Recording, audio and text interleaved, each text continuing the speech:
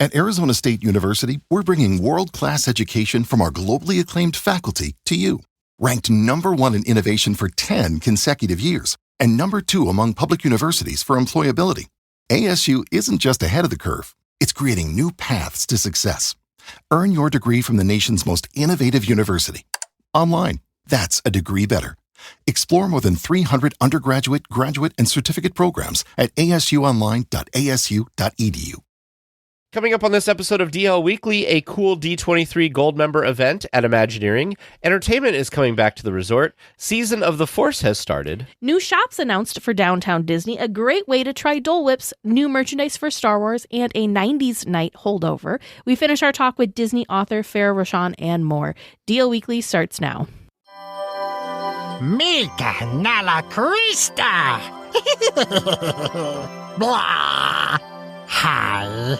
This is DL Weekly. Family. Good. You listen? Okay. Don't forget Ohana. Well, hello and welcome to this episode of DL Weekly for the week of April 1st, 2025. I'm Tig Bushman. Make sure you stay through and don't skip this because Teresa has an important announcement in a moment.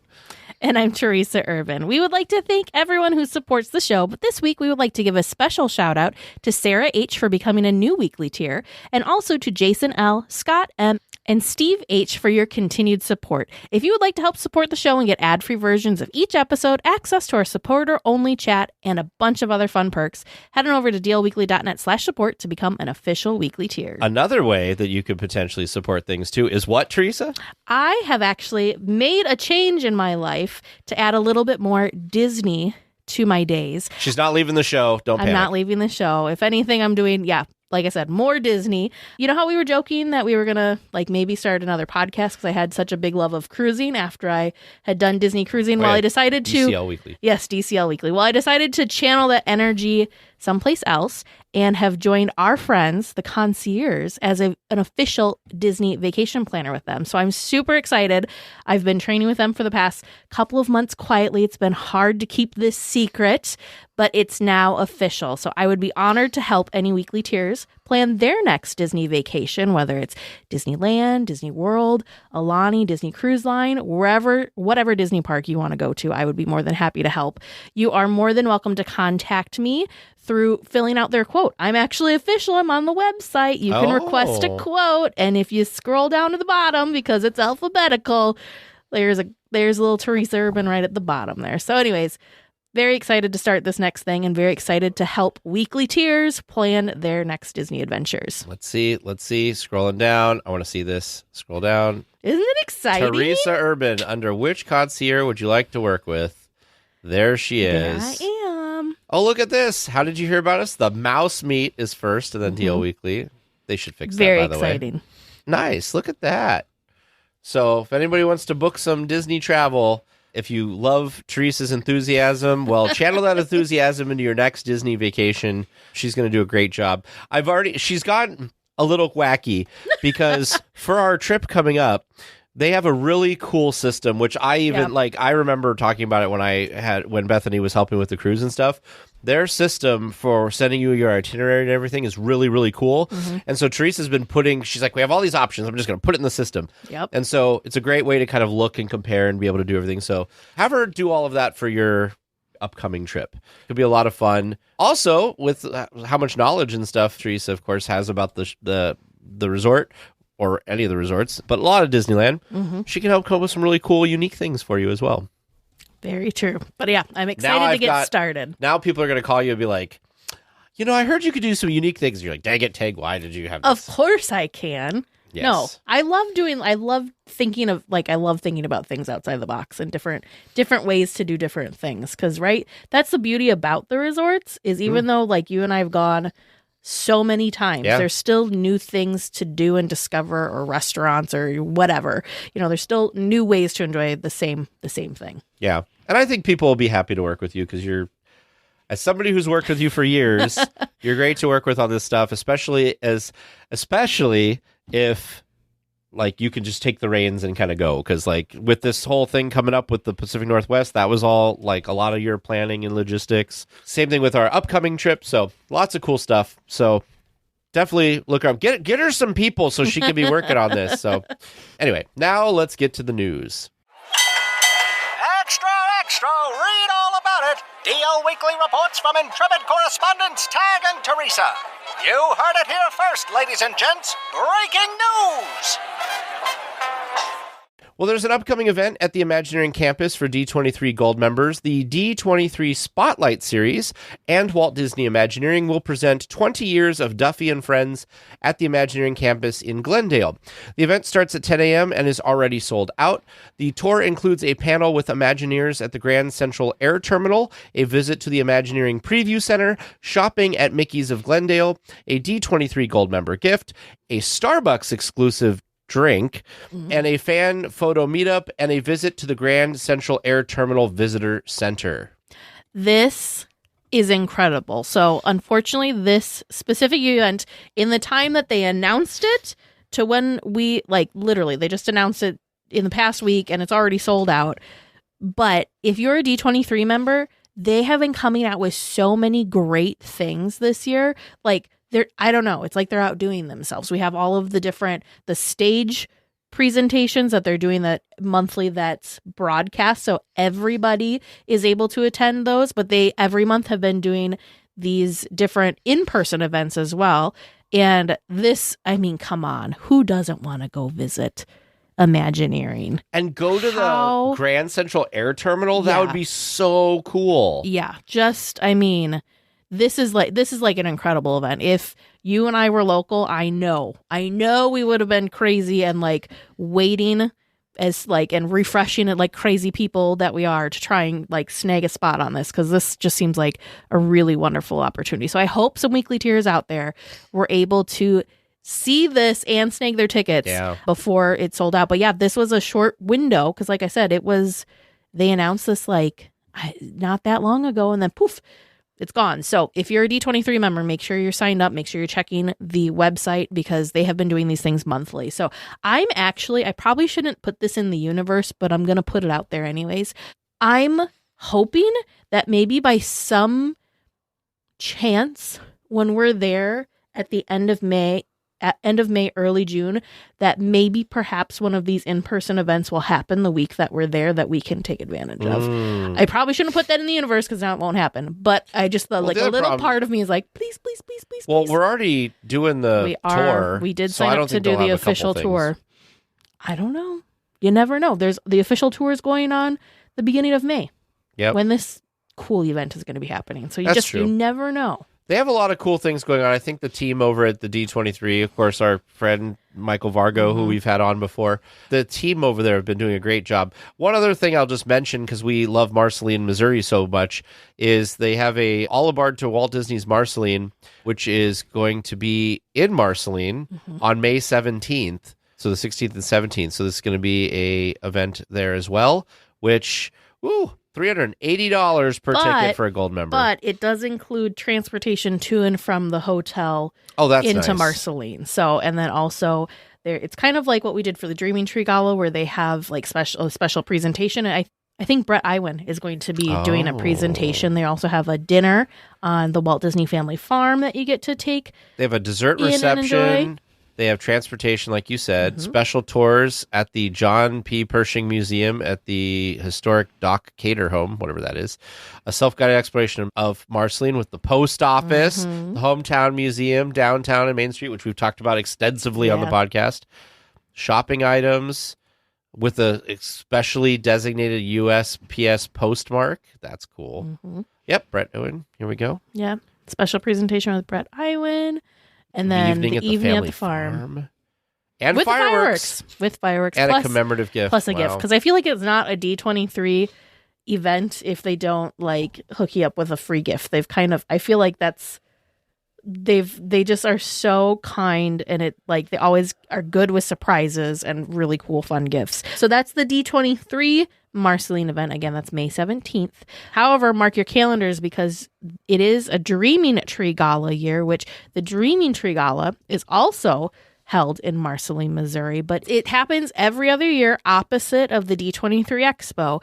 And it's basically the Dreaming Tree Gala is their big fundraising event for the museum. We attended our first Dreaming Tree Gala in 2023, and we've already marked our calendars. Tickets have not gone on sale just yet for this year's Dreaming Tree Gala, but when is it? It's in September? Yeah, but I'm looking here because they said that they were going to start putting stuff out on March 1st, and it's April 1st, so I'm like, what have they posted since then? Of course, they're going to be involved with the Marceline event. Mm-hmm. So yeah, we don't have details or tickets just yet, but mark your calendars, and we'll throw a link in the show notes for that one as well. Oh, that's fun. I just looked for Dreaming Tree Gala, and on the very first page of search results, the episode that we talked about it showed up. Here we are. Be on the lookout on their social media pages. That's usually where they announce the details. Yeah, so got to keep our eyes open for that because that'll be really cool too. Well, there have been fewer entertainment options at the Disneyland Resort, but that is coming to an end this spring. A new show debuting on May 16th is coming to the Disney Theater in Hollywoodland called Disney Junior Mickey Mouse Clubhouse Live, which will feature Disney characters from Mickey Mouse Clubhouse and Mickey Mouse Clubhouse Plus coming this summer. Rex from Toy Story will be meeting and greeting guests at Pixar Pier starting June 1st. Pixar Pals Playtime is also returning to the Fantasyland Theater on May 23rd. And finally, Stitch's Interplanetary Beach Party Blast will land at the Tomorrowland Terrace starting May 23rd. So I'm just so glad that they are having a bunch of entertainment coming back to the parks. This Disney Junior Mickey Mouse Clubhouse Live is interesting because I was reading it, and it was saying that this must-see new stage production inspired by Disney Junior's global hit series Mickey Mouse Clubhouse and, let's be confusing, the upcoming Mickey Mouse Clubhouse Plus. Yeah. Same show, just one with a plus, debuting later this summer. Features upbeat songs, plenty of interactive fun for little ones, and appearances by beloved Disney characters to sing and dance with. So it'll be Mickey and Minnie, a bunch of other people. Daisy, Goofy, Pluto. They haven't made it yet, etc. So should be fun. I went and saw a show in here one time. Yeah, you said what the previous show was, and I don't remember what that was called off the top of my head. It was kind of a similar situation though, where like I think Mickey was trying to get to his party or something. It was caught in traffic or something. I don't know. There was something with him trying to get there, and he showed up at the end. Was there like the same? Were there those characters, or was it a different round of characters? Like at one point they had like characters like Doc McStuffins. That was before. Got it. Yeah. So I didn't see that one. And then even before that, if you want to go way back in Disney history, this was the ABC soap opera bistro when the thing opened, which kind of seemed like an interesting dining concept. Do you know about this? I did not experience it for myself, but I'd read about it. Yeah. I also did not experience it. I need to talk about this next one because of the announcements. This was the thing that I like internally like squealed about. I don't know why, but I am so excited to meet Rex. He's a great character. He's such a great character. They have a photo of the costume on the Disney Parks blog, which of course is linked in our show notes. And he looks amazing. I think they did a really great job on him. He's going to look like it's going to be surreal to be able to walk up and meet Rex, I think. I'm so excited for this. I just feel like he's going to have that like nervous energy that he has as a character. Oh yeah, for sure. And then the Pixar Pals Playtime Party, of course, was there before. I do remember seeing this. Was this Pixar Fest last time? Yep. This was part of Pixar Fest. So I will be honest, I'm a little sad that this is returning. This and Stitch's Interplanetary Beach Party Blast was also part, I want to say, of Pixar Fest. So these two are things that we had. Gee, that was just last year, wasn't it? Pixar Fest. These are two things that we had last year that have come back. I just feel I'm going to get on a soapbox for half a second here, and then I'll get off of it. I just feel like, especially the Fantasyland Theater, there's so much potential for such a great and amazing show. I think the Pixar Pals Playtime Party made sense for Pixar Fest, but I don't think it has staying power. Does that make sense? I feel like, and the thing that I guess really kind of you don't think sadness is going to pull it through again? Sadness was like just the star of the show last time. But the thing that really just like makes me scratch my head is right before they announced these entertainment offerings coming to the Disneyland Resort, which remember, we're celebrating our 70th anniversary here. They announced 2 shows. One is new, one is a refreshed version coming to Hollywood Studios in Walt Disney World.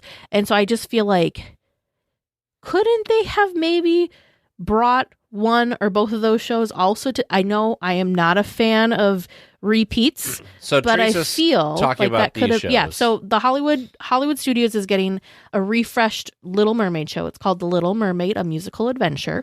They had a Little Mermaid musical before, but this is, like I said, a refreshed version. Looks cool, actually. And then the other one is called Disney Villains Unfairly Ever After. That is a brand new show coming to Hollywood Studio, which sounds This kind of also like Hollywood? Oh, it is. yeah, also Hollywood Studios.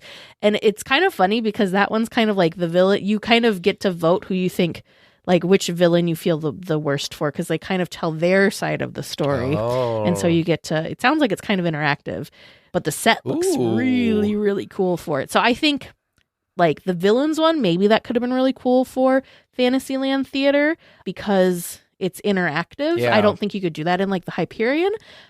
But The Little Mermaid also could have been super cool back Yeah. at that stage. I just feel like it's being underutilized. I was on like Team Coco come to the Hyperion for a stage show. Okay. But since they did it for the cruise line, I think it'd be really easy and really amazing if Moana came to the Hyperion. Yeah, some of the stuff they've come up with for that Moana show I've heard is just spectacular. Like, what's the angry red? Teka at the end is... Did you watch? I was pretty surprised. So magic spoilers if you don't want to know about this. So they just this weekend released a like making of the Disney Treasure video. Oh, no, I haven't. And they had it on National Geographic, like National Geographic did Oh. it. And so it was kind of like how they Did the one for the Wish, Wish. yeah. But this one focused more on a couple of things. But one of the things they really focused on was the Moana stage show. Oh. And there was quite a bit of like behind the scenes and kind of like quote unquote magic spoiling on parts of that show that I was surprised that they showed, and because like one of the moments was like a like whoa like moment when you watch it on stage. Well, now I gotta watch this. I'm glad I didn't see the behind the scenes how it happened before I watched it on stage. Sure. You would love that. But yeah. Anyways. Right up my alley. So like watching that this weekend, that was another thing. Like, man, this could be easily turned into something that they could have more permanent at, of course, Disneyland, because that's where our hearts are. Sure. Because Disneyland and Disneyland's lacking. Okay, soapbox. Well, done. if you want to talk about that too, let's just mention, because I feel like it's important to mention that also another thing that they have talked about in Disney World that Disneyland doesn't have is we're getting the Pixar Play Parade back, and we're getting Paint the Night back, which I'm not complaining that Paint the Night's coming back, because I've been wanting Paint the Night to come back for a long time.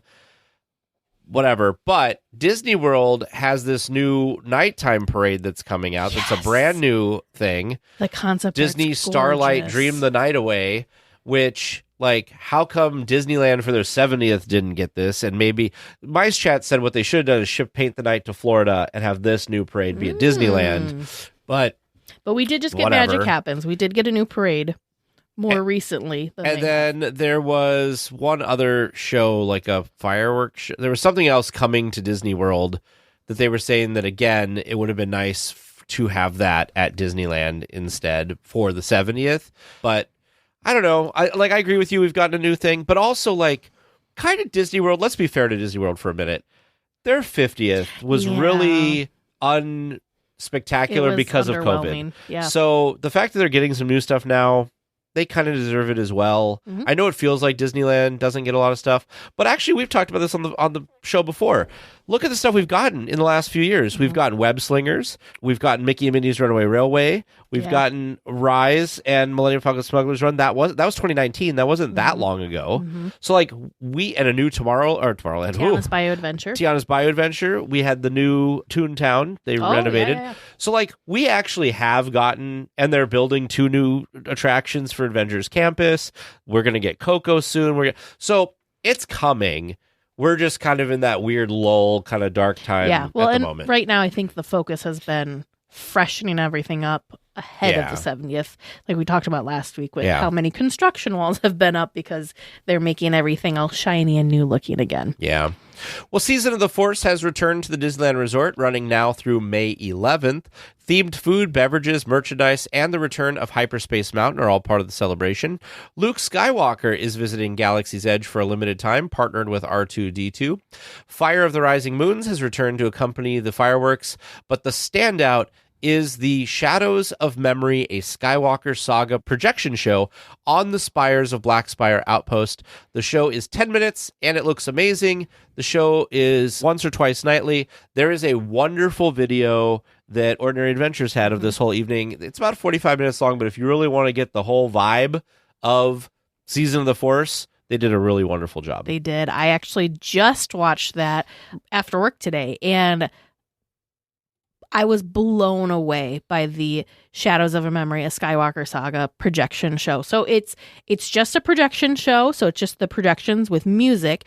The fireworks happen afterwards, and holy cow, like what I got to experience on video, I can't even imagine what this looks like in person. It looked so good. I don't want to give any of it away for people that are trying to remain spoiler free, but they did such a good job. And like they used all sorts of technology and projection mapping back in this area that they haven't done before, and it just looked so realistic and so good. It did.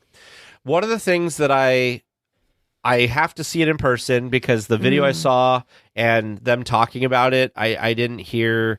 Maybe somebody will know and can send in a note to us. There is a section that's narrated by this character, and it looks like a hologram. Yeah. And I'm wondering if this is the same technology they had on the Galactic Star Cruiser, because there was an experience in Galactic Star Cruiser where you were in a room and a holographic Yoda showed up. Mm-hmm. And I wonder if it's the same. People were surrounding it. But I wonder if this is the same technology, because it looked like it was floating in air. Yeah. And I don't think it was a projection like on the wall. I think it was actually like out. And so I want to see it in person, or maybe if somebody has seen it in person, they can kind of tell me if that's the case. But I'm like, man, Disney just keeps doing all this cool stuff. And I think that we're starting to get this projection technology has gotten really mature. Mm-hmm. So it looks so good. And I don't know what it is about the Black Spires, but they are a perfect canvas for projections. Yeah, no, I agree. Even they were using parts of the area back there and kind of bringing them to life in new and interesting ways that I had to like do a double take and be like, wait, is that thing, like, is that a three, like, are they projection mapping on a 3D surface that I've never, it was part of the upper queue of Smuggler's Run that I didn't realize was shaped how it was shaped.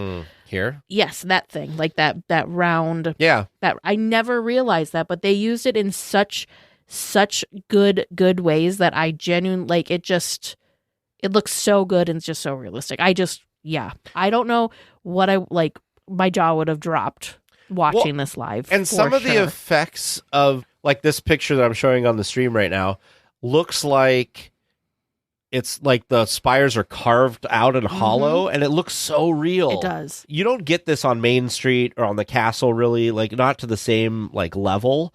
Like this was like I believed 100% that like the spires were changing, which like I know is not the case, but really, really cool. I really hope I get the opportunity to see this in person, because I think it's going to be spectacular in person. Yeah, it's running for sure during the Season of the Force, but then they kind of hinted there isn't an actual end date for it, so we don't know how long that this will go. Maybe it's something that if it's still continuing to draw the crowds, maybe they'll continue it, because again, it's something that's happening that is not coinciding with anything else. It's its own separate little nighttime show. Kind of think of like how they do little shows on the It's a Small World facade, how that can just be happening, and it doesn't have to like be like the fire. It's not dependent on if the fireworks are happening that night or not. So I really hope they continue with this, because it looks so good. The storyline, for those that are wondering, basically kind of is the story of the first two trilogies. We don't go into 7, 8, 9. It's 1, 2, 3, 4, 5, 6, and kind of like shortened version, kind of condensing that into 10 Talking minutes. about Luke's kind of journey, basically, to the time frame of Galaxy's Edge, really, is what it kind of leads up to. Yeah. But which, by the way, what do you think? There's been a lot of controversy about Luke Skywalker. Yeah. So what do you think about this? I think when you have such an iconic character that is portrayed by a living actor, it's very, very difficult to find someone that's going to match up and be the face character, because you're never going to get someone that is going to look like Mark Hamill. True. The odds of there's times that they do it and you're like, how, like Sid, that one the cast one guy member that played Sid. It's like, did they decide to go with Sid because you just looked like him so much? You know, sometimes they just do it and it's amazing. Mm-hmm. Unfortunately, this is not one that like, oh, this is Mark Hamill's like doppelganger or like relative or whatever. Sure.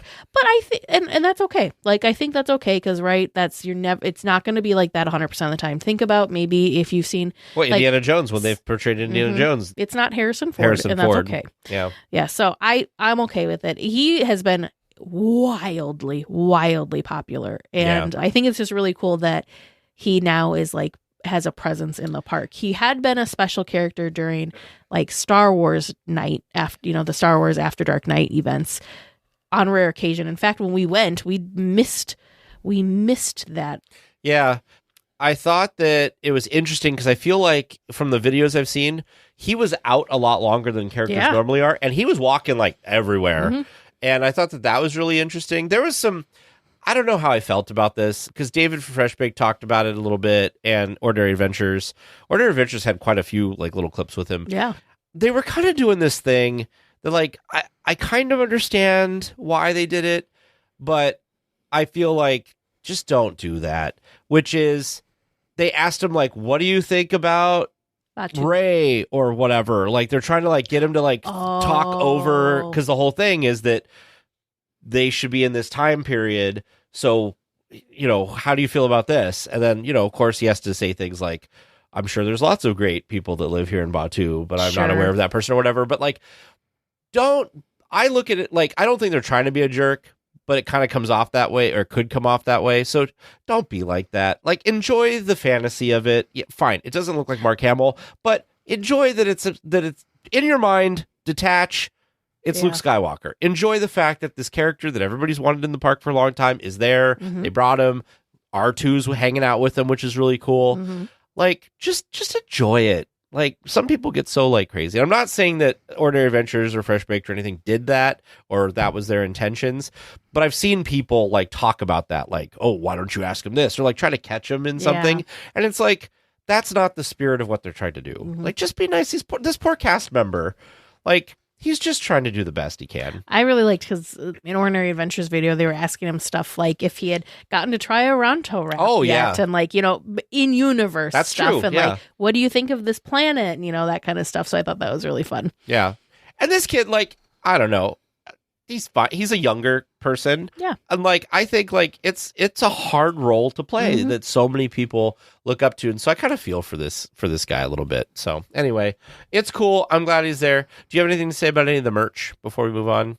Was there anything that stood out for you merch wise? Well, the next story is more merch. Well, we can talk about that merch too. Okay. A new May the 4th Be With You 2025 collection is coming. Hats, tees, a tote, pin, and more are part of this collection, celebrating, of course, May the 4th. The items will be available on DisneyStore.com April 4th and in Disneyland and Walt Disney World on May 4th. Yeah, so they are letting you get it early on the website, so I assume you can get it to wear before you go. That is actually a really great idea, because it probably will prevent the like crazy lines and selling out of the merch away. It's buried down here at the bottom. The May the 4th Be With You collection goes live on Disney Store on April 4th at 8 a.m.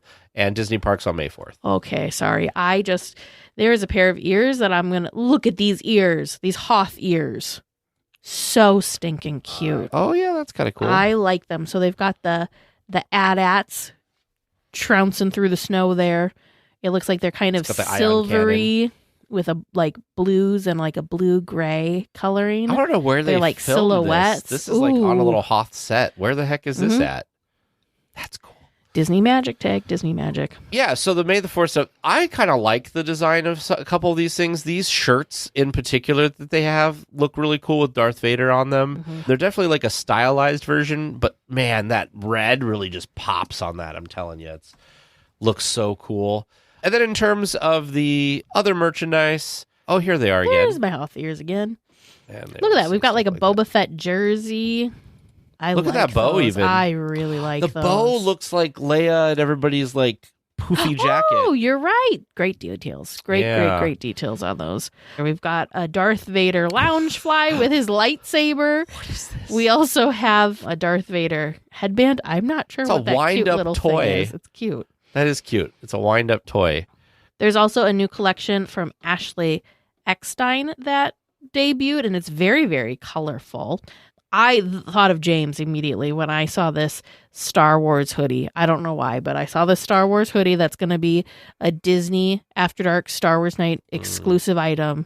And I was like, James would have gotten that if that would have been available at our After Dark night. People are going gaga over the Death Star popcorn bucket. Mhm. I saw David on Fresh Bake talked about it too, and he was saying that don't worry about trying to get these things. He said selling out of popcorn buckets is a thing of the past because they have stocked up fully on all these things. So he's like, don't worry about panicking. And it might be like they sold out for that day because they can't like replenish throughout the day always because they have like a stock for the day and then maybe they sell out of that. But always try back. Mornings are always better. And always check the next day, especially if you're going to be there a couple of days. I also just want to mention a couple of the food things. I was really happy in the Ordinary Adventures video that you weren't there when I tried it, but they had the red drink from Cat You tried that? thing. Yeah, we got that when we were waiting in line for Rise, and that was probably one of my favorite things. And I was so happy that they gave it a gold Ordinary Adventure star or whatever. Yeah, there you go. By the way, they were giving a lot of gold stars to things. I'm like, do they not give low ratings to things very often? They do. Apparently, everything's just really good right now. I mean, I feel like that's been our kind of thing too, is when we go, there's not been too many things that were like, That's true. They've been knocking it out of the park. Well, do you love Dole Whips, I do. but can never choose between all the great options? I have that problem too. Well, this new offering at Adorable Snowman Frosted Treats may be for you, Teresa. The Dole Whip Flight has lemon, mango, and raspberry whips, all for $7.99. The portion sizes are good and easily shareable. I immediately thought of you because you're always like, how do I choose? I don't have to I love that they're doing these flights. So we did the floats flight over at the Golden Horseshoe. Which was good. And now we've got this Dole Whip flight at Adorable Snowman. Now we just need a Dole Whip flight happening over in Disneyland too, because there's other Dole Whip flavors. This feels, I mean, I know that it's lemon because that's what they have there is the It's Lemon flavor, but it feels a little off to have a Dole Whip flight without pineapple. Sure. But I would still go for it. I would definitely go for it because that's part of my problem is whenever we go and have Dole Whips, I always want, like, I crave the classic Dole Whip, but I also want to try the other flavors sometimes too. So I usually end up going for swirls because then it's like the best of both worlds. See, what they should do for these flights is they should have this at Tropical Hideaway and they should say, you can pick 3 of our Dole Whip flavors and you get it or whatever. Disney Food Blog said, lemon is deliciously tart, the mango captures tropical and refreshing flavor, and raspberry tasted kind of like a popsicle. They said the raspberry was the most muted of the 3. Which is kind of sad surprising. because I feel like I would like the raspberry one a lot. You could have the lemon. Yeah, and mango might be good. So I like this. I like that they're doing things that allow people to try multiple things at once because, like, why not? Or have the best of all the worlds. It's not even both worlds since there's 3 options. Best of all the worlds. Well, as we reported on last week, the Avengers Assemble show is going away on April 5th. This is to prepare for the construction of the new attractions in Avengers Campus. Avengers Infinity Defense and Stark Flight Lab are actively under construction behind the Avengers headquarters where the show takes place. Which is what we assumed when we talked about this last week, too. So hopefully this might just be a temporary thing.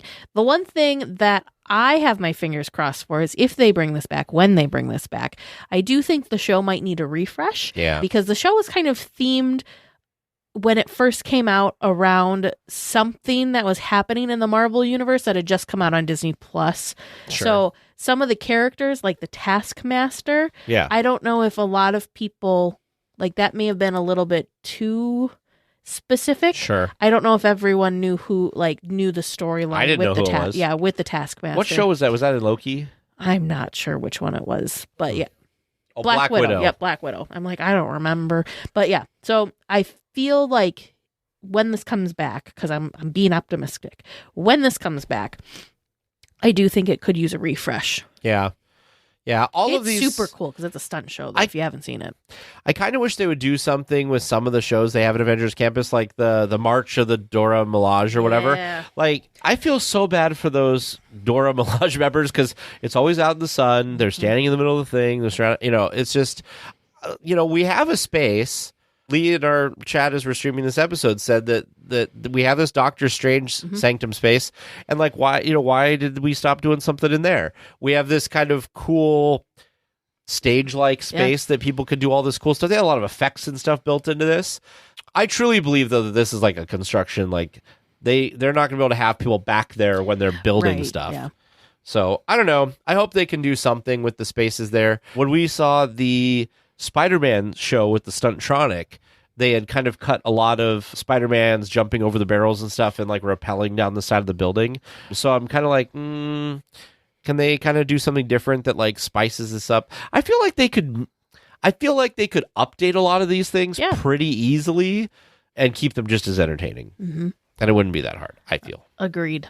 A 90s Night exclusive is now available to all guests. The Powerline Max Popcorn Bucket can be purchased from April 4th through April 7th through mobile order at Galactic Grill, Hollywoodland Seasonal Novelty Store, and the Paradise Gardens Park Seasonal Novelty Store. Starting April 4th with no end date, the Popcorn Bucket can be purchased at Cafe Daisy, Troubadour Tavern, and the Popcorn Cart at Grizzly Peak Airfield. Okay, so remember how you were saying that there's popcorn buckets aplenty? Well, this is a prime example. This was a limited exclusive to an After Dark event, but here he is in all of his glory. Max's Powerline, his popcorn bucket, which, by the way, I watched Ordinary Adventures video because they're my fave. This is a sizable popcorn bucket. I don't know what I was imagining in my head when I was seeing like the photos of it, but when I saw it with a person, I was like, oh, that's much larger than I was expecting it to be. I want to just point something out here, which I find interesting, that this will be available through mobile order at the Hollywoodland Seasonal Novelty Store. That's that shop and along the Paradise Gardens Park Seasonal Novelty Store. Are those the like So that's booths? that one. No, that's that one on Hollywood Boulevard across from Off the Page next to Award Wieners. It's that weird shop that we only really went in when it was Touch of Disney or whatever. That was one of the first stores they had open. Do you know which one I'm talking about? Yeah, but there's usually like merchandise in there. Yeah, but I think that's what I think that's the space, and then I think the Paradise Gardens one is that other space that's over there. It's like that booth. I've never heard them called seasonal Me novelty either. stores. But what I was gonna talk about was David from Fresh Baked, one of his weekly updates. Hungry Bear Barbecue Jamboree. They had a table set up down on the lower part, like where you would go to get to the restrooms, like under there. They had a table and they just had a lineup of the Thumper popcorn buckets, and all they were doing was selling popcorn buckets. So I was wondering if that's going to be more of if these little like temporary popcorn bucket only stops are going to be popping up more, because I just didn't recognize those location names. So I'm watching Kitra Isn't it hold this thing large? up. That is a large popcorn bucket. The Max popcorn bucket, the Powerline one. Yeah, I know is it's much large. larger than I would have thought, Yeah. but he sure is cool. All of my fellow Goofy movie lovers, this is such a good one. Did you think that setup along that pathway with those popcorn buckets was weird? Because you had to like mobile order it and stuff. Like you couldn't. Well, and it felt You just had to pick it up. It felt kind of random. If they had a table next to a popcorn cart, I think that would make more sense. Yeah. To do like a mobile order at the popcorn, for the popcorn carts instead of waiting in line. It feels like I feel like that would help, but I just felt like that was a very odd location to pick. Well, I feel like that area sometimes gets bottlenecked. Yeah. And so why are you putting a table? Yeah. Yeah. I think I understand the idea, because there is a very high demand for these novelty, amazing popcorn buckets. So I totally get it. Yeah. I think it would make more sense if they were along with the popcorn stands. So then you could either quickly do the mobile order line, and that would also help the congestion of the actual popcorn bucket line itself. And then you could get popcorn with your popcorn bucket, because I think what they were giving was like a bag of Lay's chips, which That would make me a little sad to get a But bag nobody of puts Lay's potato popcorn chips. in your popcorn No, bucket. but their popcorn is delicious. So you may as well get the included popcorn with the bucket in its own separate container. Because yes, you don't want to get it all. Sometimes I wonder, because I do see people put the popcorn in their popcorn buckets, and I kind of am curious how you I feel like clean it'd be hard it. to clean, yeah. Yeah, I think it'd be especially the difficult ones to that are clean. like have battery things in it and everything. Yeah. Well, the new entrance gates, which have been in place at some of the turnstiles, are now being tested in full force at the Downtown Disney monorail entrance. Guests can scan their park ticket, and if there's already a photo on file, they're admitted to the park. If a photo needs to be taken, the guest lines up with the camera and screen, and the photo is attached to the ticket, and then entrance is allowed. So you kind of take, instead of a cast member there taking your photo for you, you get to kind of take your own photo with the new kiosk. Yeah, so we're watching on the live stream. We'll link this in the show notes too. There's a video from Fresh Baked. I'll link it to the exact time that this starts. But he has some video of how this process works. And what it looks like is as you come up and scan, there's a cast member on the other side who's watching your picture that pops up, and then they hit a button to open the gate. If everything matches, it opens. Oh, yeah. And then if you're a new guest, you can see there's actually somebody right here doing this where it's her and her children. You can see that the cast member is saying, oh, step to the side. She has to step up. And then you can see when they hit OK that it finds her face. It takes the picture. And then the cast member says, that's great. The next person needs to come up, whatever. And they take the other kid's photo. So they do still have a cast member doing some of this. It's just they're doing some of it on the other side. So like I was just seeing this is kind of cool. Like you can see from his standpoint. So you put your phone under, you scan face the camera for entry. It compares your photo and it'll show up here and you can take it if it's different. And then there's a cast member who will verify that. I'm curious. I'm sure like with any new process, there's going to be a little bit of time for everyone to get used to how it goes. But I could see how this hopefully will help speed things along. I think that especially at Disneyland where there's a lot of pass holders, I think what'll happen is people will get used to it and it'll be really good when they get started. My concern is like there's already been times where I've been at the park where people have whatever their issue is. Either they don't have a reservation or something is messed up and then that holds up a whole line. Well, now it's like not only is the cast member right there to help you, but now like you are also trying to do it and maybe you're not good at technology or know what you're doing. So there'll definitely be a learning curve. Although I think for people who know what they're doing, this is going to be super fast and efficient. And I think the cast members will enjoy it too, hopefully. Yeah. But yeah, they had quite a crowd out monitoring this whole situation. And I think it's kind of smart to start at a low volume spot like this to do the testing instead of like another line at the front gate. This is a little bit better. Are you excited for this? I'm really excited and hope that, well, for sure, we'll have to test it out at the monorail station. I'm sure by the time that we go at the end of May, it should have rolled out to some of the actual like park entrance gates. Yeah. But I'm curious to try it out. Well, sometimes the outside world breaks into the walled entertainment garden that is the Disneyland Resort. On March 24th, a police chase ended in the Pixar Pals parking structure, causing the temporary closure of the structure. There was a stolen car they were chasing, and it was found abandoned in the structure, and police looked for the suspect or suspects.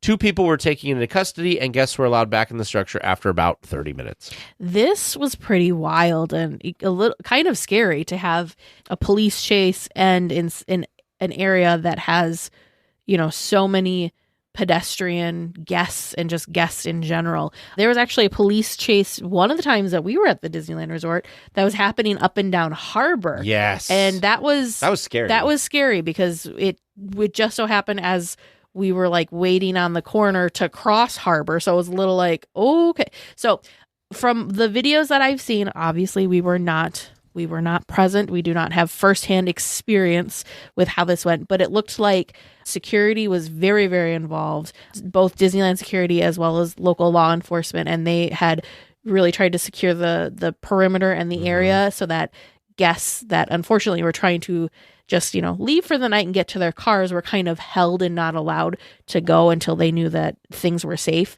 So I'm sure that was probably frustrating for guests because I'm sure security as well as the police officers really couldn't give them much information as to what was going on, just that they couldn't go past that point. But, kudos and shout out to those folks for making sure that, try to keep the guests safe in what could have been a very scary situation. But thankfully, as far as we know, no one was injured. Yeah. Anything like that, which is good. But also, like, it's amazing how quick, 30 minutes is like nothing. Yeah. That's pretty quick. Yeah. Well, 3 new stores are coming to downtown Disney, and they just announced this today. We were so happy because usually they announce things like this after we've recorded, but they didn't. We were in time today. Part of the ESPN zone will become Lululemon, which will feature athletic apparel, footwear, and accessories for yoga, running, training, and activities. Nectar Life is also a place coming to the resort, offering beauty essentials and bakery-inspired path treats. That's going in next to, I believe it's the Avengers store. And finally, Bopogo, boba drinks and more, will serve boba and bubble teas. I know some people are very excited because there's been a lot of boba, like popping pearl things like in a lot of drinks at Disneyland, but this will be like a more traditional boba drinks and boba teas. Somebody brought up a really good point today about this new bath and body product store. This was in our Discord chat, I think. People were saying like they didn't understand why there was like a bath product store, like it doesn't make sense to have this. Yeah, because this isn't the first time we've had a bath product store in downtown Disney. But somebody in the chat said, I didn't think so either until one of our trips. I wanted some bath stuff, and they happened to have a bath stuff thing, and so it worked. I was like, oh. Okay, the pro tip was they went and picked up like a foot soak, and their feet were really, really tired and sore after a long park day, and they picked up like something specifically like a foot soak and relaxed with that and were able to soak their tired feet at their hotel. Yeah. And I mean, brilliant. Yeah, I really wouldn't have thought of it that either. Yeah, it's crazy because, I would not have either. The thing I am most excited about of the announcement is probably the weirdest thing to be excited about. But this is talking about what's happening with the ESPN zone building, at least part of what's happening with the ESPN zone building.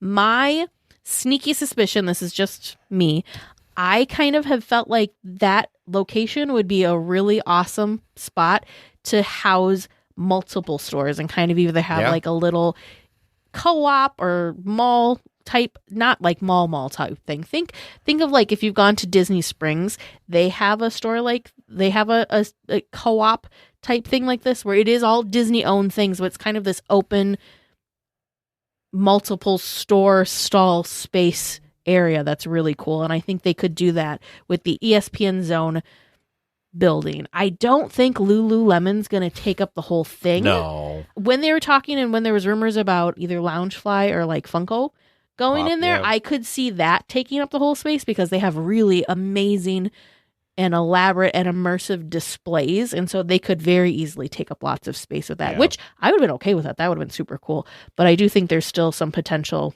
for more stores to be going in. And Jill in our live stream chat is asking about Portos. Portos is still coming. To the location that Earl of Sandwich is in now that was La Brea Bakery previously. In fact, an update from David for Fresh Baked this week was that they have gone more vertical and horizontal now with steel at the new location of Earl of Sandwich that's going to be kind of across from or next to, depending on how you look at it, Din Tai Fung. Yeah. So they're doing some more construction. And they had done some steel work, and then I think they had laid some concrete, and they needed the concrete to set before they could continue to do the next stuff.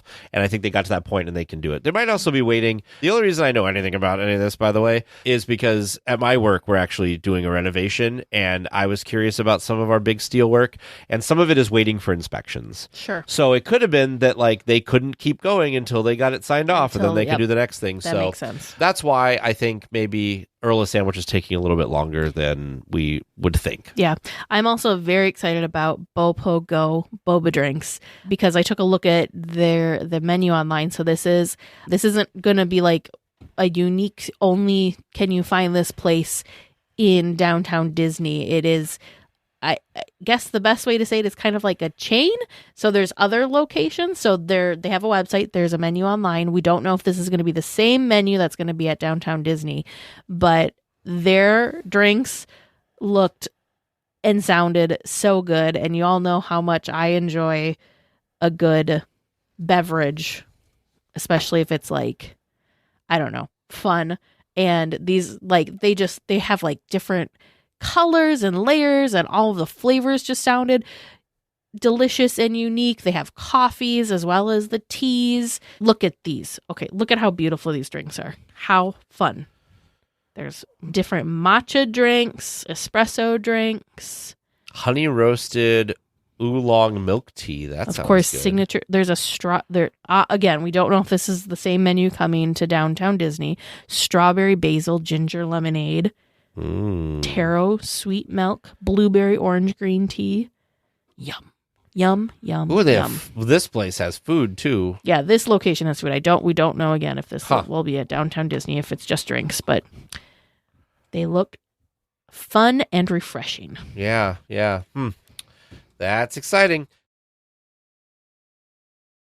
We have to get the snacks for Tag and Teresa and James and Bern. Oh, and Cinderella. Time for snack chat. All right. Well, this week for Snack Chat, we are continuing our tour around DCA, and we've gotten into San Francisco, and we're visiting two places today. The first place we're visiting is the Ghirardelli Soda Fountain and Chocolate Shop, which, you know what? I don't think I've gone in there for like the chocolate, but I did not realize that they had a bunch of like sundaes and stuff, which I should have known. An extensive list of sundaes, like to the point of we're not going to be able to go through every single one of them. There are so many different sundaes. This is fun, especially because you're in a Disney park. There's one called the Magical Hot Fudge Sundae, which is vanilla ice cream and handmade hot fudge, topped with whipped cream sprinkles and dipped waffle ears. That's How cute. Yeah, so they've got a ton. They've even got non-dairy hot fudge sundae for those people who are lactose intolerant, which is great. Or vegan. They have a cookie crumble hot fudge. They have a lot of hot fudge sundaes. They have frozen hot cocoa, all sorts of other different shakes. Yeah, the shakes. As well as too. just like hot cocoa. But there are two different kinds of hot cocoa. There's classic as well as a sea salt caramel. Yum. And then they've got, of course, dipped strawberries. Like, I literally didn't know this existed. I'm probably going to get one of these next time we go because I love dipped strawberries. Because when you're doing that, I'm going to get some of the coffee that they also serve there. Hold your horses. We also have a chocolate brownie and a chocolate chip cookie. Now you can go to coffee. Now I can get my coffee. So we've got frozen coffee drinks. We also have hot and iced coffee drinks. Have you ever had a frozen coffee drink? I have. Well, yeah, you can get like blended frozen coffee drinks other places. See, I don't know that much about coffee. But yeah, so like there's a frozen mocha, a frozen vanilla caramel latte, and then of course they have like hotter iced mochas, lattes. It looks like for flavor it's either caramel or vanilla, Americanos. Dang, how did I not know that there was another coffee place? I feel like I'm usually pretty good about knowing the coffee spots. I honestly thought that this was just a chocolate store. I knew about the ice cream, but I didn't realize that it was such a menu of options for your ice cream sundaes and such. We'll have to make a point to at least walk through here because the last time I walked through here, like I said, I thought it was just chocolate. So I literally have never gone in there again. So I missed out. Where's our next thing? Tons of deliciousness. Well, next we're heading over to Rita's Turbine Blenders. A much smaller menu. It is a much smaller menu. So they have alcoholic as well as non-alcoholic beverage. For alcoholic beverages, we have Rita's Grand Margarita on the Rocks, which is a classic margarita with gold tequila and a splash of orange liqueur. There's Rita's Lemon Lime Margarita, with strawberry cream covered cocoa biscuit stick. Ooh. Interesting. There's a Rita's Grand Lemon Lime Margarita, which has gold tequila and a splash of orange liqueur. And there's Rita's Strawberry Margarita with a strawberry cream covered cocoa biscuit stick. And then a strawberry margarita, the Grand Strawberry Margarita, which has gold tequila and a splash of orange liqueur, as well as a Fanta Pina Colada with rum. And for beverages, they have something called a Turbine Twirler. That's fun. And this comes in wild cherry, strawberry, lemon lime, and blue raspberry. And they all come with a peach gummy ring, which I'm surprised. Do you see what they have? For snacks? I don't know if this is what I'm thinking it is, but I hope it is. It might be. They have garlic and pinwheel chips mix. I think it is. I think it's the garlic chips and what I call the wagon wheels. which are at 2 different locations Is there a in mobile San order for this? Francisco. I need photos. I think it is. The other thing that I was going to tell you, well, you may have saw it because, again, I feel like we're talking about the Ordinary Adventures videos quite a lot. We in are, this yes. episode. I'm sorry, folks. But during they have the garlic chips in Batu. I think these are your garlic chips that you like so much. I'm looking right now. I'm in the Disneyland mobile app. Here we go. Oh, here's the pictures of the twirlers. How fun! They're cute. Okay. It's them. It's no. it's them. Oh, I say oh no, but that's like I'm really happy. Yeah. I've never had a reason to stop at this place. You're knowing because you know it's going to be a must stop. Oh no. It's going to become the new Disneyland pickle for you because you were on pickle was your snack of choice. I don't know. I don't think I'll get as much as the pickle. Well, no, but it'll be a once a trip thing, I'm sure. But you can't miss this place because it is bright orange in the middle of San Francisco. And it's got the really fun turbine. That's true. That they have in San Francisco from the movie Big Hero 6. And yeah, I just think it's really fun. Great theming. Well, it is that time again for our friend Eric over at Concierge to catch us up on other Disney news. Hello, everyone. This is Eric Johnson with Concierge, and welcome to the D180. While Teg and Teresa cover all things Disneyland in the D180, we take a spin around the rest of the Disney universe, and we do it in 180 seconds. So let's jump right in. We begin our journey this week at Walt Disney World, where multiple deals are popping up. The water parks at Disney World are pretty much unmatched, and Typhoon Lagoon is their premier destination. From May 23rd through September 13th, look for specific nights where the park is hosting its signature night event. H2O Glow is a super fun opportunity to hang out late into the night and enjoy the fun either in the pools or on the dance floor. You can spend your time in Typhoon Lagoon's pools or on their many slides, but you can also enjoy a bevy of complimentary snacks.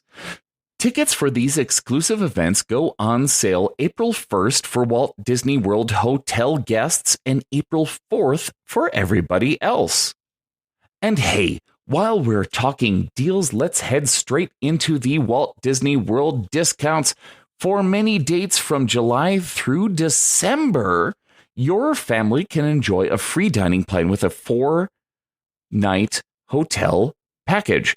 Most resorts get the full dining plan, and some of the value resorts, like the All-Star Resorts, get the quick service dining plan for free. If you haven't looked into dining plans before, they are a great way to save some cash on your next Walt Disney World trip. Dining plans work at most locations and help to turn your vacation into more of an all-inclusive trip. I love removing the stress of dining expenses and making it part of my trip plan before I arrive. Let's head overseas to Disneyland Paris. For the first time, the park's signature nighttime spectacular will be extended all the way down Main Street, that is.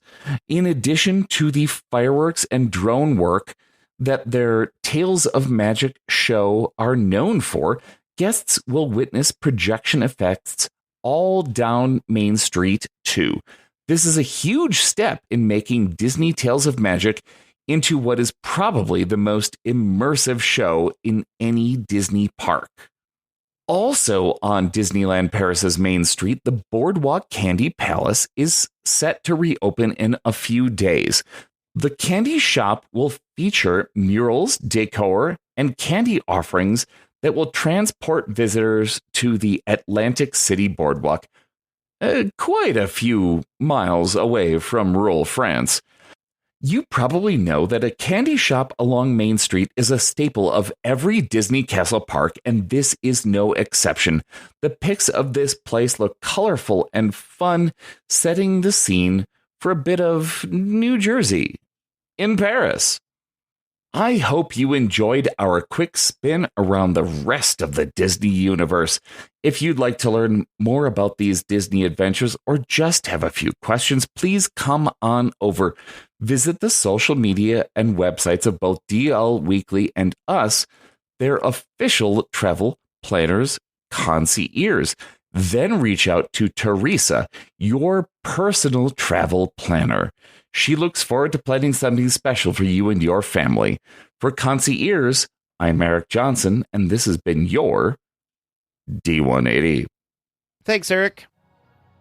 Reminder for all weekly tiers. These questions can feel like a high-speed roller coaster type ride in the dark, with self-high fives, sudden drops, and stumps.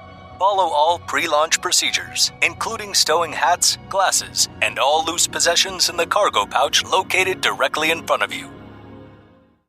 Hello there, you're back in Trivia Land. Hello. I mean, we love coming here. You know, I think we go to Trivia Land more than we go to Disneyland. I mean, Yes. yeah, it's obviously the best land. So, You know, I would just like to mention that there is quite a hubbub going on with producer James Oh. with the hub crawl because James Oh. said that he wants to bulldoze I know. I was Fantasyland. there for that episode. And there are people on the hub crawl Discord that are saying, "What are you, construction I'm manager, construction manager James in that Discord now. Yep. Someone photoshopped me in a hard hat even. That's So, hilarious. So you better be careful because Trivia Land may also be deconstructed because James is construction happy or something." that would be Walt's dream. We accept as we move forward to whatever we become next. Sure. I also made a hubbub because I said the DCA was better as a parking lot. Yeah, so if you're looking for strong Disneyland, Disney that Parks, was just Disney the one movies episode. opinions, That's like that was a while ago too. Yes, but like I was, yeah, people were very, very upset. Anyway, very different world, very different podcast. yes, DL Weekly is the happy place. Hub crawl is where things are completely insane and off the rails. Apparently, yeah. Let's go back to these with our facts and not opinions, because as you know, we never get anything wrong in Trivia Land. Oh, don't say that. Oh, I mean, producer Vern and I, we always have the right answers for sure. Oh. At least we hope. So you can send feedback to them at dlweekly.net/trivia. That goes directly to the producers. Anyway, It does. And that's how we get some great questions, like 3 of the 4 that we have this week. awesome. So let's start at the beginning from listener Nicholas E. When did the Disneyland Hotel officially open? What are you looking for? The year, the month, the date? I have month, date, and year provided by Nicholas. But what are you Boy. looking for? He gave me month, date, and year, so I think I'm going for month, date, and year. It wasn't It with wasn't the opening of the opening of the park. Was it when? I think it was somewhere August. in between when. But was it the same year or was it the year after?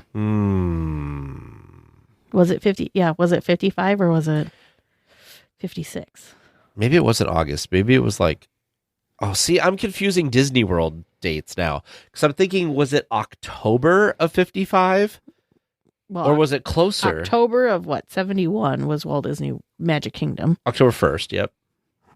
That was also the opening of Epcot too. Was also October 1st, wasn't it? In 82. See, we know non-Disneyland trivia as well sometimes. I don't. I'm going to say it was. I don't think it was right away. I really don't think it was right away. Like, I think it was sometime in 19. I'm just going to say 1956. You know what, though? Maybe it was right away because, like, where would people stay? Disney couldn't build it, but There weren't good neighbor hotels at that point in time. okay, I'm gonna go that's true. crazy. No, you're right. I'm gonna go crazy, and I'm probably wrong. I'm gonna say July 18th, 1955, because I don't think it was with the. I don't know. It's probably August. I don't know. We'll find out. 18th, 55. Yeah, I July. don't know a date, but I think it was 56. Okay. You have the books, don't you? I know I do have the books, and I read the books, and I enjoyed the books, but you don't remember. but what the I date did was. not record that to memory. We also had one where it was, I think you were gone. Jake was gone because he knew That the was answer like, when yeah, I went the home and asked him. monorail. Oh yeah. When it was extended, Mhm. yeah. He remembered the World Fair existed. Why? What? Because Teresa and I both guessed way too close to the World's Yeah, Fair. we- Oh, yeah. They were too busy with the World's Fair to Mhm. try to extend the. Yeah, okay. So I think Yep. we said like 63 or something. We're like, oh no, that wouldn't have worked. Did not do well on that one. But let's stick with this idea of you all thinking about opening day. Oh, geez. I'm curious if you know how much the A tickets, B tickets, and C tickets cost on opening day. But I'm curious. I mean, listener Page N is curious. I want to say it's something silly like 5 cents, 10 cents, 15 cents, or something like that. Maybe 20 cents. It was cheap because admission was $1. Yeah. Yeah, no, I think you're right. I think it was like not just like, oh, they're each 25 cents or whatever. I think I think it was like 5, 10, 15, 20 because there was only 4. Well, Three. maybe it was Beginning? well, here's what I'm thinking is maybe it was 5, 10, 20. I'll say because you want 3, you said, right? Yep, A, B, and C. Okay, so I will say 5, 10, 20 cents. Okay. Teresa? I'm saying 5, 10, 15. Very good. That is I didn't look at my ticket book that I got from the Disneyland event too closely. Should've. Probably would have told me that. Probably. Probably would have. But anyway, we're 2 questions down, halfway through. Let's continue on. Question from me. In Carthay Circle, there's a big picture of Walt and Shirley Temple. Mm-hmm. There's another little girl in a photograph after you get off the elevator, but it's not Shirley Temple. Who is she? Is it, do you know? No. Oh, I think it's probably, is it Diane Disney, his daughter? That was the only thing I could think was if it was one of Walt's family members. Because it's a little girl, you said, right? Yep. Yeah, I'm going to say it's his daughter. He had multiple daughters, didn't he? I'm going to say it was Diane Disney. I don't have any idea. Because that's the only one I can think of their name right now. I'm sorry, Disney. Unless children. it was like Lily when she was little. But it's Walt with the person. Is The it? little girl in a photograph. Is it with Walt? Or just a photograph of a little girl? I don't know for sure. Okay. I don't have any better answer, so I'm going to just go with Diane Disney, but I don't think... I don't know. Okay. No. It's the girl that played Alice. Oh. I don't like in remember the Alice, her name. Yeah, the Alice comedies is that's what I'm thinking. I think I can't remember her name though. If that's true, James, I think knowing just what she played as the role, I think would be enough. Wow. Yeah. Telling me how to run Trivia Land. Well, wow. I'm just giving you a suggestion. You don't see me coming into Discussion Land. You're usually not here when we're recording discussions, in fairness. That's the actress that played Alice that's my guess. Can I I can't remember her also name, though. just say, in fairness, I think I've only ever been in Carthay Circle like once. I think I've only When we ate that is time not from- a place that we've eaten at Twice, Carthay then. twice. But one time was when we had to eat outside because of COVID. Yep, one time was during Touch of Disney.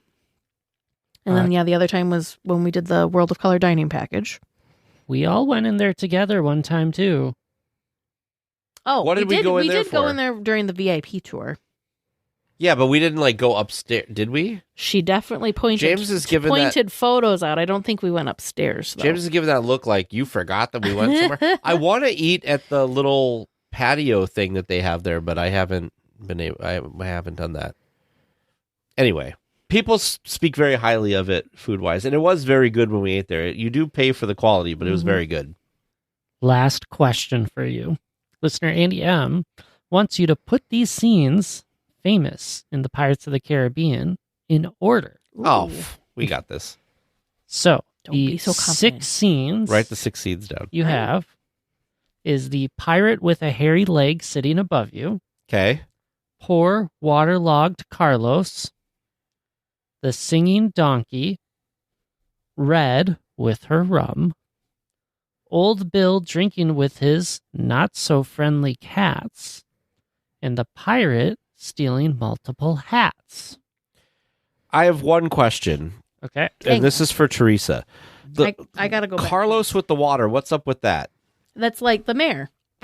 Oh, He's number one. that's right. Don't in tell this. him, Carlos. Don't be cheeking. And I think the hairy leg is the end. That's towards the end. Yep.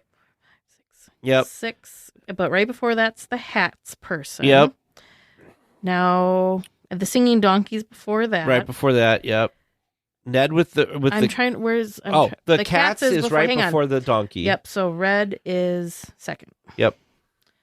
All right. So in order, we have the first thing you see to the last thing you see. We have Carlos, followed by Red, then Bill, the singing donkey, the man stealing the hats, and the pirate with the hairy leg. Yeah, I concur. I need to just sidebar for a second. The pirate with the hairy legs, so he's the one that's like sitting up there. The dirty foot pirate is what I would probably call him, because you see the bottom of his foot. Do you want to know what's hilarious? There is someone that I follow on Instagram. Her name is Ashley, and she has like what her handle's like Ashley Dixon Shenanigans or something like that. Okay. She used to be Disney Planner Babe, but she changed her name. Oh, okay. On Instagram. Anyway, she coined, you know how we have the goat stare? She's coined the dirty foot stare. Because what do you do when you go under him? It's true. You do look at the his foot. Yeah. So, yeah, I just find that so funny. The dirty foot stare. So shout out to Ashley if she's listening. You know what's funny? So much. On Big Thunder, I look at the goat, and then as soon as I can't see the goat anymore and I look back, I see the possum swinging around on their tail. Yeah, you're like, oh. Yeah. Anyway, 4 questions down, 4 answers given. How did they do? Listeners, how'd you do at home? Well, we got a discussion topic to get through before you get the answers. Stick around. Well, this week we continue our discussion topic with Disney author Farrah Rochon. So, Farrah, when you're going through this process, we'll talk about the 2 Twisted Tales as one thing and Bemused's a separate, since I feel like they're kind of different categories. How long does it take to kind of craft these stories and get them to the page? I feel like Bemused, I felt you're starting from scratch with that one. So that one I'm sure took a little bit longer, but kind of what does that process look like? How many DVC credits did it take to? Yeah, it did take some of them, because I did go to Disney for each of those. But I try to do 2 books a year, one romance and one Disney book. And I do a lot more research for the Disney books, which is funny because we all know the movies and such, but you need to research a lot. Oh, yeah. So I do try to do a lot of research for it, but I would say it probably takes me about 6 to 7 months, maybe. Wow, yeah. Research included, because they're about 90,000 or so words. Yeah, about 90,000 word books. And this is my day job. I get to do it all day. So I give myself a 2,000 word a day limit. But then, of course, I have to rewrite most of it because I'm obsessive that way. So it does take the process. Yeah, I would say it takes about 6 or 7 months. Wow. Yeah. From every author we've talked to, authors I've seen online, John Green has talked about his process a lot that I've seen too, is like, I feel like to be an author, you have to be like have a certain mindset, because nobody, I think, likes doing work that then they throw away. And I feel like authors, like, they write it like so much that they just don't end up using, or they rework in a different way. And I just find that so interesting, that it's such an interesting profession where you're putting so much effort into something that you might spend 2 or 3 weeks working on something and then decide later, it doesn't really fit in the story, or I don't like that, and you throw it out, and then you just keep moving, or maybe you take pieces of it or something. It's just crazy. It's so painful. How I wish every word that came out of my brain was gold, so I did not have to throw. But no, it's a part of the process. I just figure that getting the story out is one thing, but the real writing comes in revisions for me. That's when I really make it shine. So that's just unfortunately a process. I will probably throw away a good 30 to 40,000 words from a book and have to rewrite, but it's whatever it takes to make the book what it needs to be. And unfortunately, sometimes that's throwing away a whole bunch of words. That's just the nature of it. Yeah. How do you motivate yourself to sit down to write every day? Like, because I know that a lot of people have just a block, right? They sit down, they're like, I can't even think of anything to write, or I can't, even not writing, like, I can't think of anything to do this, or I just don't feel like it today. How do you get yourself to just like, no, I'm going to sit down and do this? I love to go to Disney and take Disney cruises, and they cost money. That is truly. You're like, if I want to go on the treasure, I need to finish this book. So at this point, it truly is just to fuel my, I love to travel. I need the money to travel. And that's the thing that makes it most. But I have a ton of stories, and I will tell friends, there's always this meme that goes around saying, if I win the lottery, I won't say anything, but you'll know. There'll be signs. Yes. And I tell them there'll be signs because I may not ever write a book for publication again, but because that's a lot of work. It takes a lot of work to write a story, and polish it and get it ready. But I can never see myself not writing because I've been doing it since I was a little girl. I've been making up stories. I think a writer is just a writer. So I will always write stories. They may not be pretty stories for other people to read, but I have to write stories in my head because, I would just, what would I do with all these voices that are in my head if I just there? I can't. I think the stories would just have to come out. But it's so different, just being a storyteller and telling a story and crafting a commercially viable book. That takes a lot of work. Lots of work. But I have to do it. Yeah. So what's it like, since, again, you started with kind of more of the romance where you could just kind of sky's the limit and just whatever story you wanted to tell in your head was what you could kind of pen to paper. What was it like being a Disney fan and then getting to write in the Disney universe? I could see that maybe being a little intimidating because, right, you love these characters. Yeah. So you're like, ooh. So yeah, kind of what was that like? It is. Intimidating is the perfect word because with my romances, I made these characters up. Yeah. I get to say who they are. And with the Disney books, these characters belong to everyone. Mm-hmm.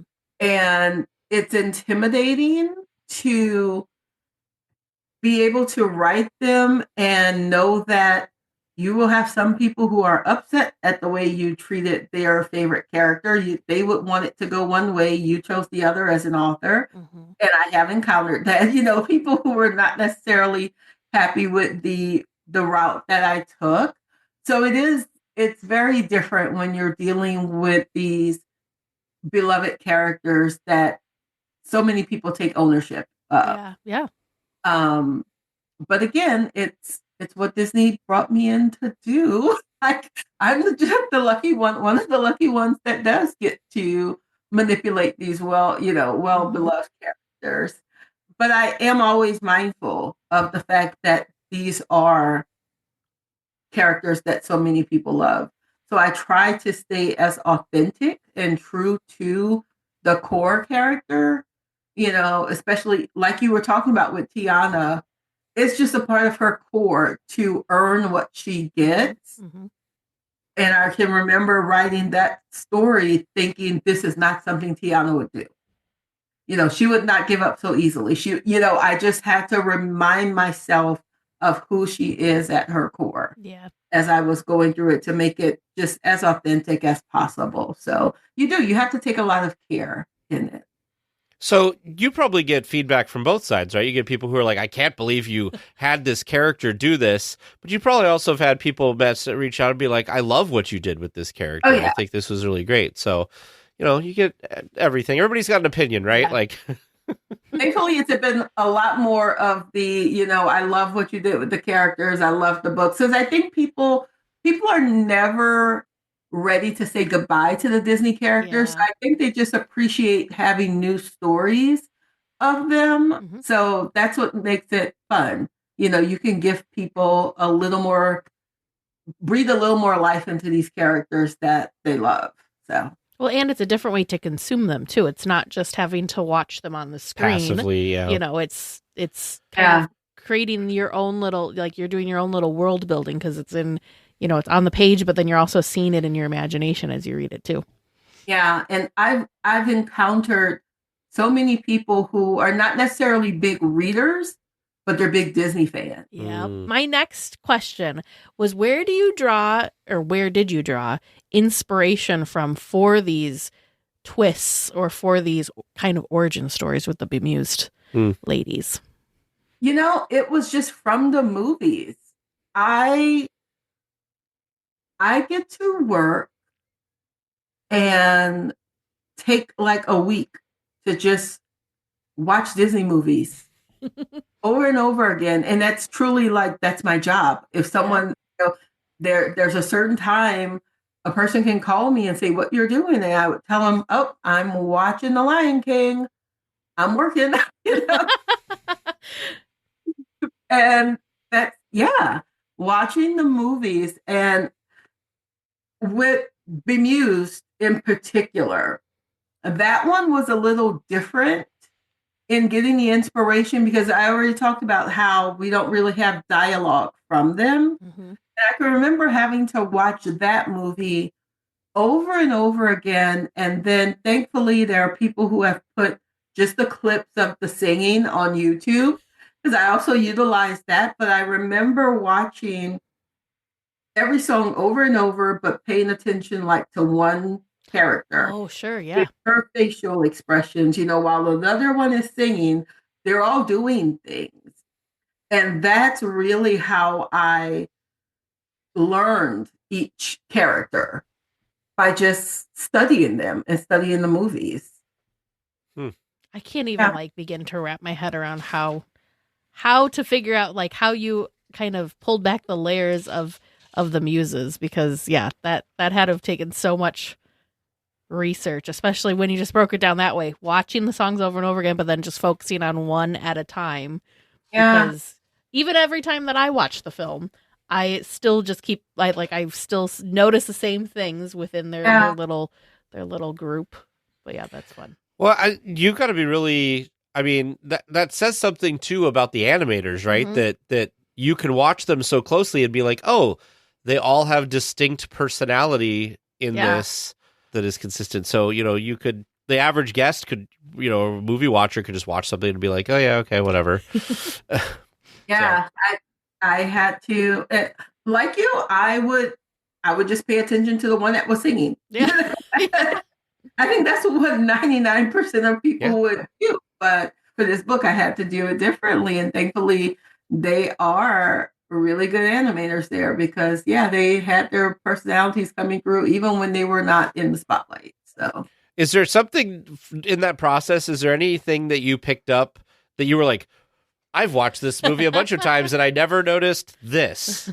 And now I've noticed this. I think for me, it was probably with the middle sister, Mel, because she's the one that's really empathetic and her facial expressions. You have a person who just feels deeply for everyone. And she's the one that's all about drama. And I just think that, next time you watch that movie, watch Mel. They really did a great job of just showing what an empathetic person, she just feels, she feels a certain way for everyone. Everything that happened in there, she was always so dramatic about it. They just did a great job in bringing her to life. Yeah. So I have a question that I don't know if I should even ask this question. I feel like it's a dangerous question, maybe. Is what would you like to write for Disney next? What character or story would you like to bring to life on the page? There's so many.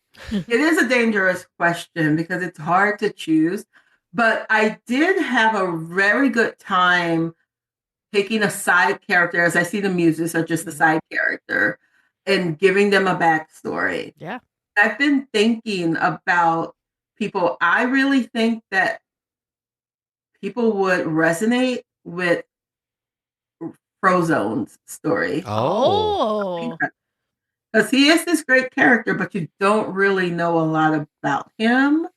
I think that's what I would love to do for Disney is like take some more of those great side characters and actually explore their backgrounds and their stories and give them a story.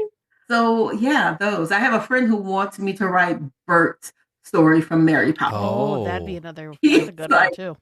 Yeah, he wants to. He's like, Bert has a story and it needs told. Yes. And yeah, and it's got to be it's wildly entertaining whatever it is because it's like how how are he we met the one-man band and how did you originally meet Mary Poppins because this was not the first time that he had crossed her path, so it's like that's a good that one. would be really good. I'd be interested in I that. feel like Frozone would be good too because he's got such good little one-liners in the movie, so it would be fun. Honey, where's my super suit? Sorry. I think his would be a great story. So yeah, there's so many.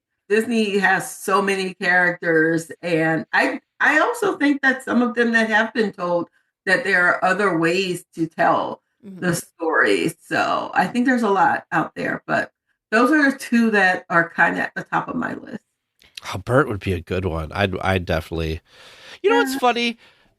Kind of unrelated. So we have an exchange student from Germany this year, and we were talking about Disney stuff, and he went to Disneyland for the first time with us last month, and I found out he hates Mary Poppins. Oh. He's like, it's probably my least favorite Disney movie, and I was like, what? Yeah, he's also a 17-year-old boy. I think we kind of dug at it a little bit. I think he watched it too many times because it sounds like it was on a lot when he was younger, and I feel like maybe that's what it is he's just like seen it too many times. Like that's how I feel about Finding Nemo, because there was a time in my life right after it came out on DVD. Our family friend was babysitting a lot of kids a lot of times, and it was on like constant repeat. And I remember thinking, I'm so tired of this movie. It's a good movie. I'm just tired of it. But another character to add to your list, and maybe it's not interesting to you, but I think it'd be really cool. You're going to be like, oh yeah, it's definitely something you would pick. I think it'd be cool to have a story about Kronk. Kronk. How did Kronk end up with Yzma? Yeah. How did he get where he is? He's such a cool like guy. Yeah. Like it'd be so fun. I loved Empress of Group. That is, again, that's another underrated movie that not enough people talk about. That he would be a fun character. Or he's got so much personality. He's making up his own theme the music. He's talking to the chipmunks. But like he's generally just like a nice person. He just is wrapped up. He's just wrapped up with this person. Yeah. And he's just, I don't know, maybe part of it is that he can kind of see the good in everyone. Maybe. And so he's just like, whatever, she's just Yzma, it's cool, whatever. Yeah, he would be a good one. I need to watch that movie again. It's been a while. I just love the breaking of the fourth wall stuff of like, how did you guys get back here before us? I don't ask anybody, it doesn't make any sense. Like, okay. Yeah. That's very true. It's got a great cast. There's so many of them. This is a tough question, but I'm going to ask it anyways. What is your favorite Disney movie or your favorite Disney character? Ooh. I know. That's not a tough question. That's It is an impossible question. My gosh. Okay, what's your go-to then? What's like, if you just need to... Like your comfort Disney movie? Your comfort Disney movie. My comfort Disney movie and I can say my favorite princess is Belle. Ooh. And it's because she's a reader. I was going to say, is it the books? It's the books. I remember the first time I watched it and when they first revealed that library, and I thought she's the luckiest girl in the world. Mm-hmm. But it's also such a sweet love story. I'm a romance writer. The Beauty and the Beast love story is just, it speaks to me. So she has always been my favorite. My favorite villain is Ursula by. Yeah, she's amazing. Ursula is just the best. Talk about one-liners. I just want to, go somewhere and talk in her voice and just I love Ursula so much. Yeah. So yeah, it's hard to pick favorites of anything. And I love Rapunzel. I love Tangled. Mm-hmm. Of the recent, I guess it's recent enough, but I love Rapunzel and Tangled and just Flynn Rider's one-liners too are Yeah. just great. So there's so many great ones. Next time you go to Disneyland, if you haven't before, at the Royal Theater next to the castle, they have the retellings in a very amusing way. Yeah. Like it's very, you just have to watch it. Ah, They do these like little 30-minute Yeah. retellings of Beauty and the Beast and Tangled. Mhm. And I remember Teresa and I one trip, we just decided to watch it. And we're like, yeah, we haven't seen this show before. Why not? And it was hilarious. We were hooked. Because they have two narrators, and the two narrators play multiple parts Play most in each of story. the characters. Yep. Play most of the characters in the story, except for the princess, Yeah. because like Belle will be playing herself, or Rapunzel will be playing Yeah. herself. But then the other two make up the rest of the cast. Yeah. There's I a had couple no idea. Oh, people that help too. Like there's the ladies that help Oh, and do yeah, stuff, yeah. but The they do. background characters, But yeah. it's hilarious when you've got the guy playing Lumiere and Cogsworth and Mrs. Potts, and he's like just swapping hats and like changing voices, Yeah. and then he's also Gaston and Yeah. like all this stuff. And it's, if you like those stories for sure, there's those two narrators for the show always do such an amazing job, and they've switched them out, like they have different ones, but they're always very, very good. Yeah. Sounds adorable. Yeah, I had no idea. So I will definitely have to. You'll have to go I check don't it think out. a lot of people realize it. No, it's like a little hidden gem. Yeah, it's very funny. We keep making the joke with Alex because we went and saw it, and there was like the Beast and Gaston fighting, and they Oh, were yeah. just like dun dun dun dun dun dun, and so we kept joking like that a Yeah, lot. Anyway. Sorry, listeners who did not see me like put my fists up and bounce hop back and around, forth. yeah. You probably heard everything on the table Everything just was shaking. shaking around. So So your characters, unfortunately, the Muses don't really have much park representation. oh yeah. Merida does have a meet and greet. However, Tiana finally is getting some really good representation in the parks. Have you had a chance to go down the bayou and experience Tiana's Bayou Adventure just yet? I have not, even though I have been there. Actually, last year when it opened, I had a trip for my niece's 16th birthday. That was her gift. Oh, We had a trip to Disney, and I actually extended us by a day because Tiana's Bayou Adventure was opening yeah. on the day after we were supposed to fly home. Yeah. Extended it. We got the virtual queue, but it's still Splash Mountain, and it broke down. Oh, And it was down. no. I still remember we were about to board our flight that night. Mhm. Finally said, you're cute. Your boarding Yeah. group finally up. Go on and ride it. I thought, really? You're too late. Yeah. And I just have not had a chance to ride it because the times I've gone to Disney since have been very Magic Kingdom crowd heavy times. Sure. I do not go to Magic Kingdom when it's really, really popular. And I love Makes sense. I love the festivals at Epcot. So these days when I go, it's because I'm going to, eat and drink around the world in Epcot.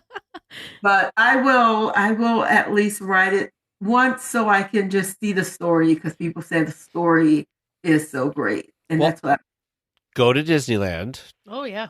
Go to Tiana's Bayou Adventure. Eat Bring at a Tiana's. poncho though. Eat because it. ours is very, the poncho very wet. isn't going to help Very you. wet. Eat at Tiana's Palace, which has very, very Yeah. good food, and Yeah. then go check out the storyteller story. But But you I'm could just also saying. stop at, we have a Eudora's boutique, so there's a little Yeah? boutique. I've theme been to there. Eudora. Yeah. I love the theming inside of there. It's Yeah. so cute. And now we've Feels like got, home. what is it, Ray's Berets Yep. and Lewis's Critter Club. So there's two other Tiana themed shops that are back in.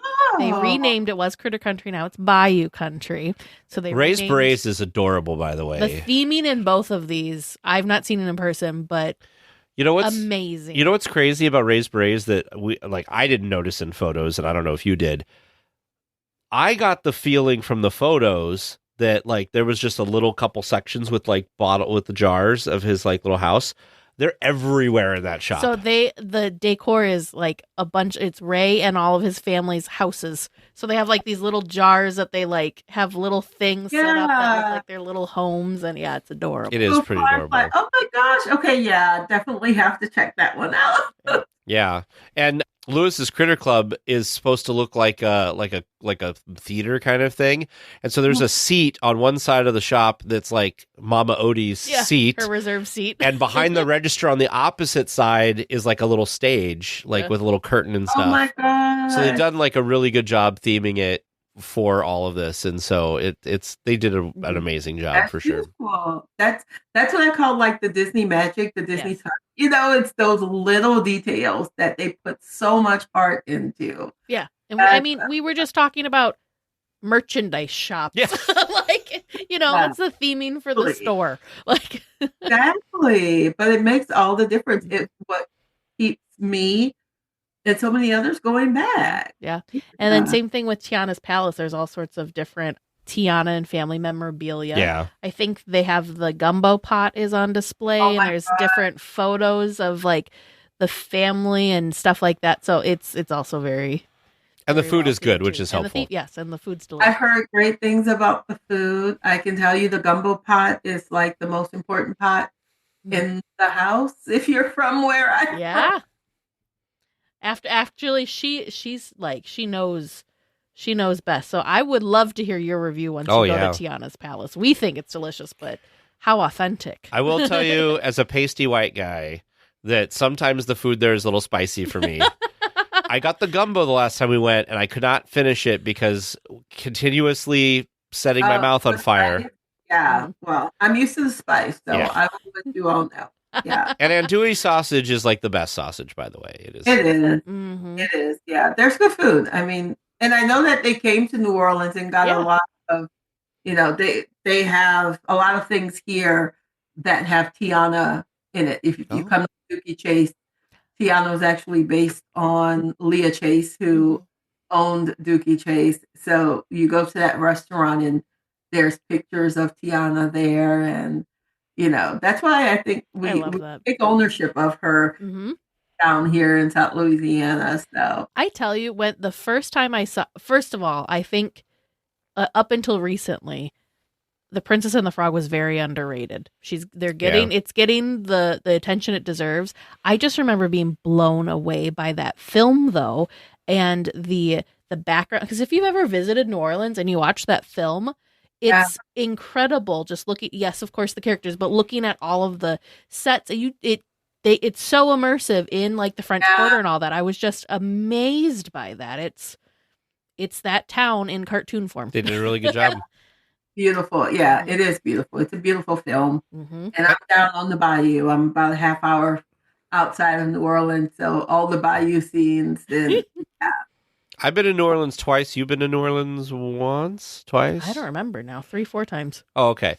And I just remember every time we visited, the people are so warm and welcoming, and the food, of course, is like amazing. And I love like ghost tours and stuff. There's like a billion of those that you could do there. I did 2 different ones and loved both of them. You could ride the paddle boat up and down the Mississippi there and stuff. So if anybody listening. The streetcar, the trolley thing, that's fun. Yeah. So anybody who, you know, everybody I think thinks of like, Mardi Gras and like the French Quarter and stuff, but there's so much more to that area. I had one of the best sandwiches I've ever had in my life from a local. I looked on the internet and I said, I want, like, where do the locals go to get like a po' boy or whatever? And there was it Parkview Bakery? It was a grocery store. It was like a counter at the back of a grocery store. Oh, yeah. I can. And I walked in and I was like, there's no tourists here. And it was far enough away from the French Quarter, but still kind of near the French Quarter. And I went in and ordered, and this sandwich was massive and messy. But man, when I sat down to eat that, it was so good. I couldn't finish it, but it was so good. So the grocery stores, the gas stations, some of the best food you'll find. So yeah, that's where the locals go, man. And there was a lot of people locals that like knew everybody there and was ordering stuff, and I felt like the weird person because but it was very, very, very good. Was Yep. it at Circle grocery store? There's a few of them that just their food is phenomenal. So Yeah, it's hard to find a bad dish. that's true. That's true. That is true. The other thing as we were just looking, I was just looking at the book titles and the covers.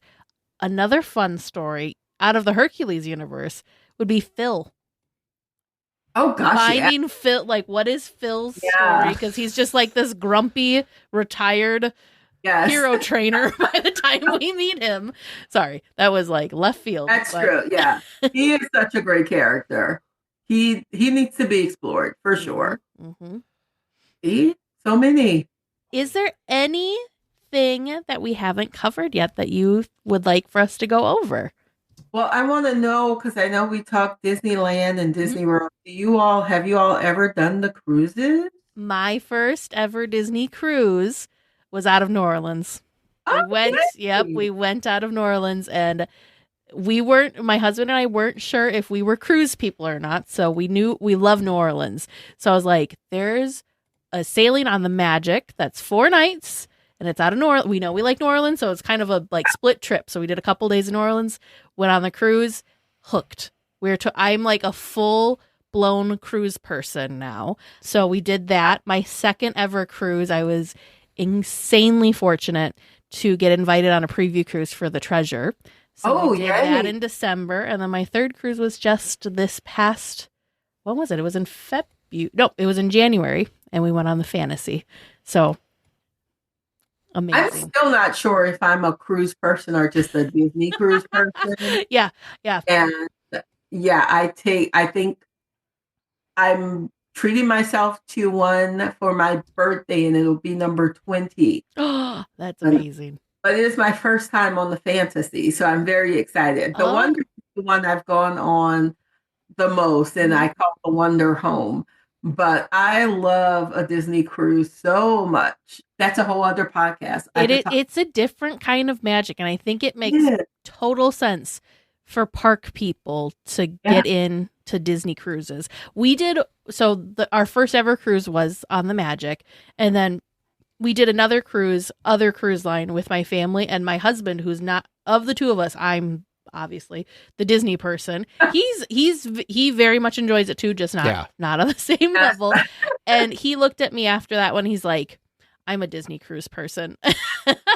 Yeah, same. It's just different. And we had fun this last one because my mom, who'd only ever done other lines, had never done Disney, got to do the Disney cruise with us, and she signed up for her placeholder and everything. So it's so funny to see how people transform. But the Fantasy's gorgeous.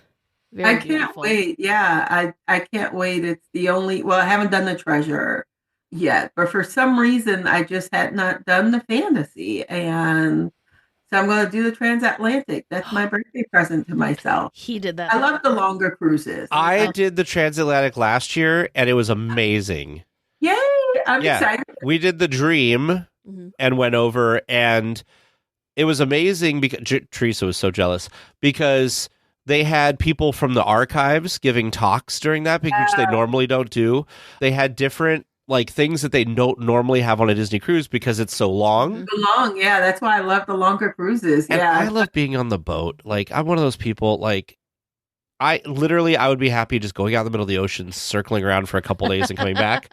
That's totally fine for me. And so a Transatlantic was great. Plus we booked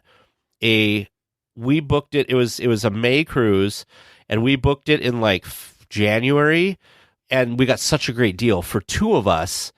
It was and we got a veranda room, and it was $4,600, which for a Disney cruise is a steal.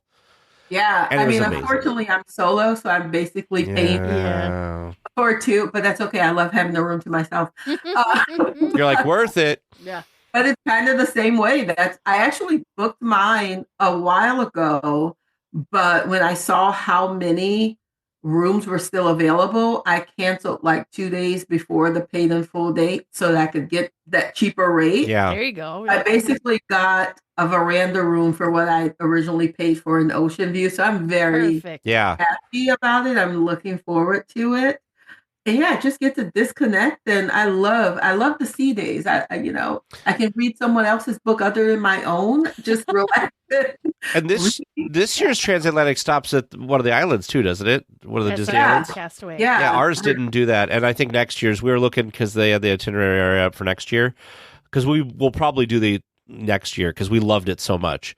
And it's such a good deal for like a Disney cruise. And so, yeah, but they don't stop at the island. I was like, man, I was hoping they were going to make this a normal thing, but no. I think it's stopping at Castaway. I want to share a fun fact with you about the Fantasy. They have it. I think it's now the second most expensive Disney bathroom on that ship. The first most expensive Disney bathroom is the Tangled bathrooms or restrooms at Walt Disney World, of course. Yeah. But there's the restrooms that are back in the like adults only section. Mm-hmm. They're crazy. But yeah, we did a tour. They probably will have this on your tour. You can do a tour. It's all mosaic in the like inside of each one. It's all of these separate little stalls.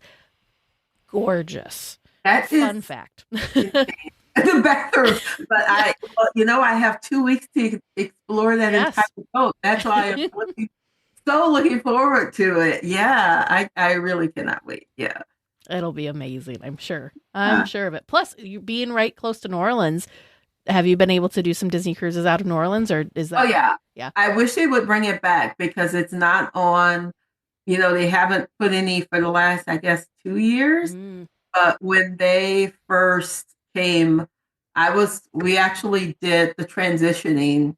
Oh yeah, and we went from Puerto Rico. It was the first time we'd ever done concierge. Ooh. We were just treating ourselves. Yeah.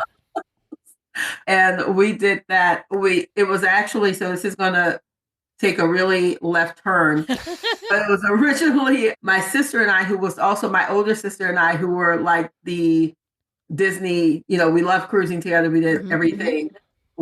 She wanted to be on the boat the first time it came into New Orleans. Oh. And then the first time it went out of New Orleans. So we had our first back-to-back. We did it was our platinum cruise. So that's why we did concierge. We're like, we're going to do it up. Yeah. And then she passed away 2 months before. Oh, I know. That's why I said left her. It's been 5 years now, but she passes away. And my mom made me do the first one. I told her there was no way I could do two. I wanted to do them all. Yeah. My mom said she would hate it if you did not do that cruise. Yeah. So I actually took my brother, who was not a Disney cruiser, and her daughter. And so we did that cruise. And I remember we sprinkled flowers that we had taken from her funeral. We sprinkled those in the water and said, we're not polluting. They're going to, yeah.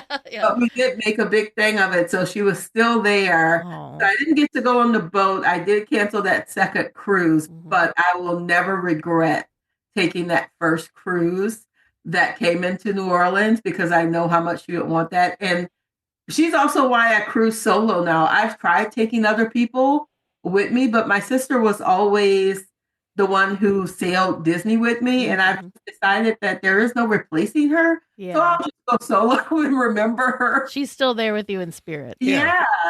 I would just rather be on that boat by myself and remember the fun we had than try to replace her with other people because they just don't. I've even told like my aunt and my cousin, I brought them. I was like, you're just not a good replacement. Sorry. So I'm done for you. The cool thing about like a cruise ship with solo, I would assume being solo, is like people are so friendly and like the very first cruise that I ever went on, I remember talking to James, my husband, who went with me on this cruise, that like, why can't regular life be like this? Like we sat down for dinner and we just talked to the people next to us and it was so easy. And I think that the reason that is people have this shared experience, right? Like, oh, did you see the show? No, I didn't see the show tonight. Well, you should really go see the show because the show's really good. Or did you get off at the port today? Oh, I didn't, but you did? What did you do? Like, there's kind of a baseline that makes it easier to talk to people than, like, if you just go to a restaurant in your town, what are you going to say? Like, oh, did you go to work today? Or, like, where do you work? Like, people find that, like, weird on a cruise. So Yeah. You're seeing them every night. Mhm. I actually, my sister and I, we did the Panama Canal cruise in Oh, mhm. 2015. Mhm. And it was two of us. We were at a table with three other couples. And those couples have become some of my best friends. We actually did Aw. that same cruise together. We called ourselves Table 32. That's how we still refer to ourselves. But we loved each other so much that we did that Panama Canal cruise 2 years later, all of us. That's And awesome. so cool. now, two of them, we did the Trans-Pacific. I did the Trans-Pacific with two of them from Honolulu to Sydney, Australia, a couple of years ago. That's my number one need to. That's the cruise I need to do. Amazing. Yeah, but it just shows you, those people, they've become such an important part of my life. Mhm. And I met them on the Disney cruise because we were stuck at a table for 14 nights. And the very first day, we all just became, just great friends. And it's that's continued. awesome. I have a way that Disney can make some more money off of you.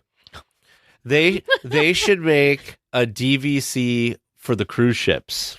Like you can buy into rooms on There the you cruise go. ships. Like that would be super cool. Oh gosh, yeah. If I were to, they have member cruises. Yeah. Mhm. They do, but it's not the same. If I could buy into a cruise stateroom where I could guarantee myself 2 cruises a year or so, oh yeah, take all my money. All the money you don't take from me, I will give the rest to you. Yeah, the rest of it. Do that, yes. I'm signing my paycheck over. Yeah. You know what? I'll write books for you. Just Yeah. give me the ship thing and like it's cool. Like we'll call it a good. Anyway, he said, okay, you write for Disney, they pay you money, you give it right back to them. I said, yes, it's the perfect relationship. It's all what happens. I'm sure Disney feels that way for sure.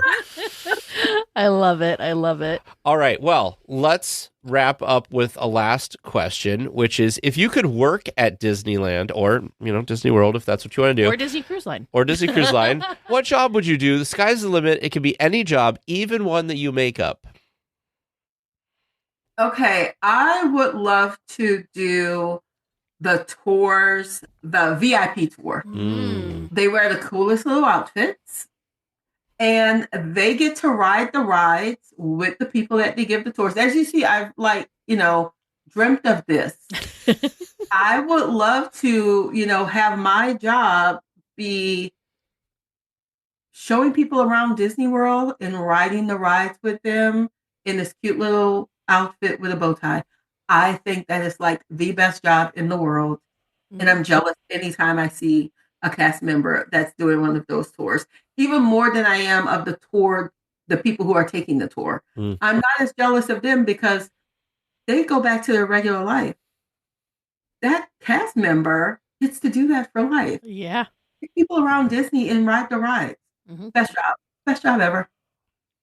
That's like the definition of like a magic maker, because literally your job every day is like making sure that this one family or this one group Has a great time. is having a super awesome fun day. Like they skip the line. They get, it's just like they get to do. It is the best. Yeah. That's Wow. what That's a good one. that's what I want. I don't know if I ever said what my answer for this question was, but I have a new one. Oh, okay. Ooh. And it's a really, it's so weird, but I keep saying this every time I've gone to the parks the last couple times. You know what job I want? And this is such a dumb job and people are going to judge me for it. I want to be quality control guy. I want to be the guy that walks around the park and goes, there's light bulbs out. Let's fix those light bulbs. There's chipped paint here. Let's fix that. This animatronic isn't working right. Let's get that taken care of. Like, I want to be that person that finds all the little problems and fixes it. Okay. Well, and the light bulbs, just give me the light bulb. I'll get up on a cherry picker and replace the light bulb. It's not that hard to change a light bulb. Just let me change the light bulb. Main Street would not have any burnt out light bulbs if I worked there. I'm just saying. You know what? It's necessary. It's needed. Yeah. Mm-hmm. And we can have the same arrangement that you're talking about. They can just let me into the park and let me enjoy it for free, and I'll just do the work. Yes. It's okay. I'll just sleep backstage somewhere. Anyway. Farrah, where is the best place for our listeners to find you or follow you if you have any social media platforms? And also, most importantly, where is the best place for them to find the books? Okay, yeah. Unfortunately, I'm everywhere online. I am everywhere. I would say I'm probably the most fun on Instagram because that's where I share. I love sharing, the trips I go on, Oh, yeah. Disney stuff. You'll definitely see my Disney trips on Instagram and TikTok as well, even though my niece and nephew said I'm cringy. You're just having fun. 15 and 16, everything is cringy today. But yeah, Instagram, Threads, Blue Sky, I'm on all of them. And you can find the books, thankfully, everywhere. Retailers are very good at stocking. I love independent bookstores. Mm-hmm. So I always tell people support your local independent bookstores if you can. But if you can't, you can find them at Target, Walmart, Amazon, Barnes & Noble, everywhere. The other thing, too, if you're someone that's wanting to support local and they don't have it in stock, ask. Because a lot of times they can get it for you. They do. And my local indie bookstores here in New Orleans, we have 4 or 5 of them. I have such great relationships. If you want signed copies of my books, you'll probably get them there. Or you can call and tell them, I would love a signed copy. And they will call and say, hey, someone wants a signed copy. And I'll go there and sign it. I do. Just happened with someone who wanted one for their daughter. I went and personalized the book, and she got a personalized signed copy of Almost There for her daughter. How cool!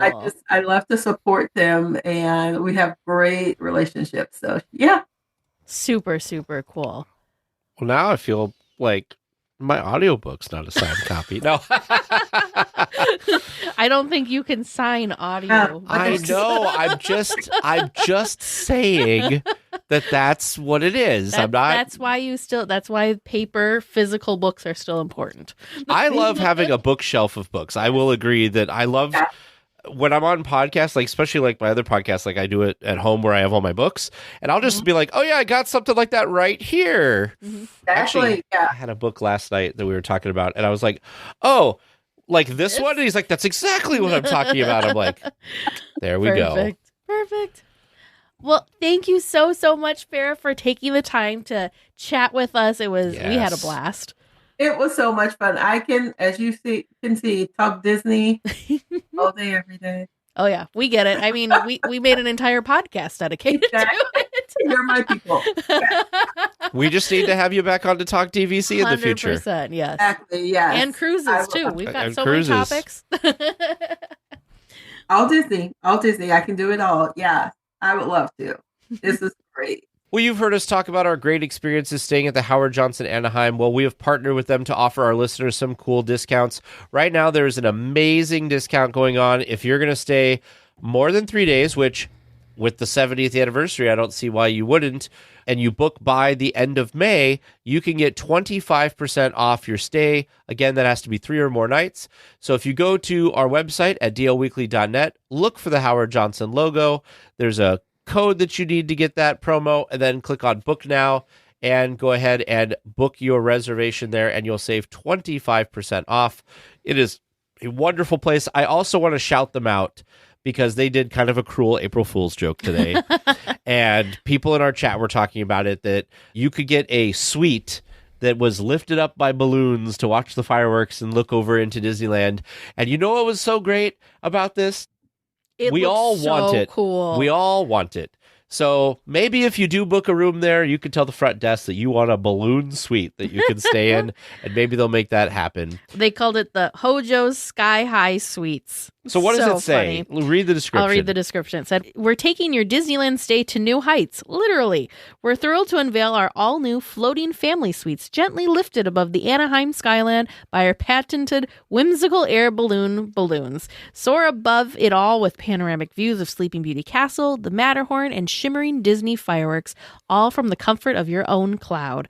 Guest-controlled altitude wheel, vintage-style telescopes, complimentary propeller hats, and plenty of elevated fun. It's up, and away into the future of lodging.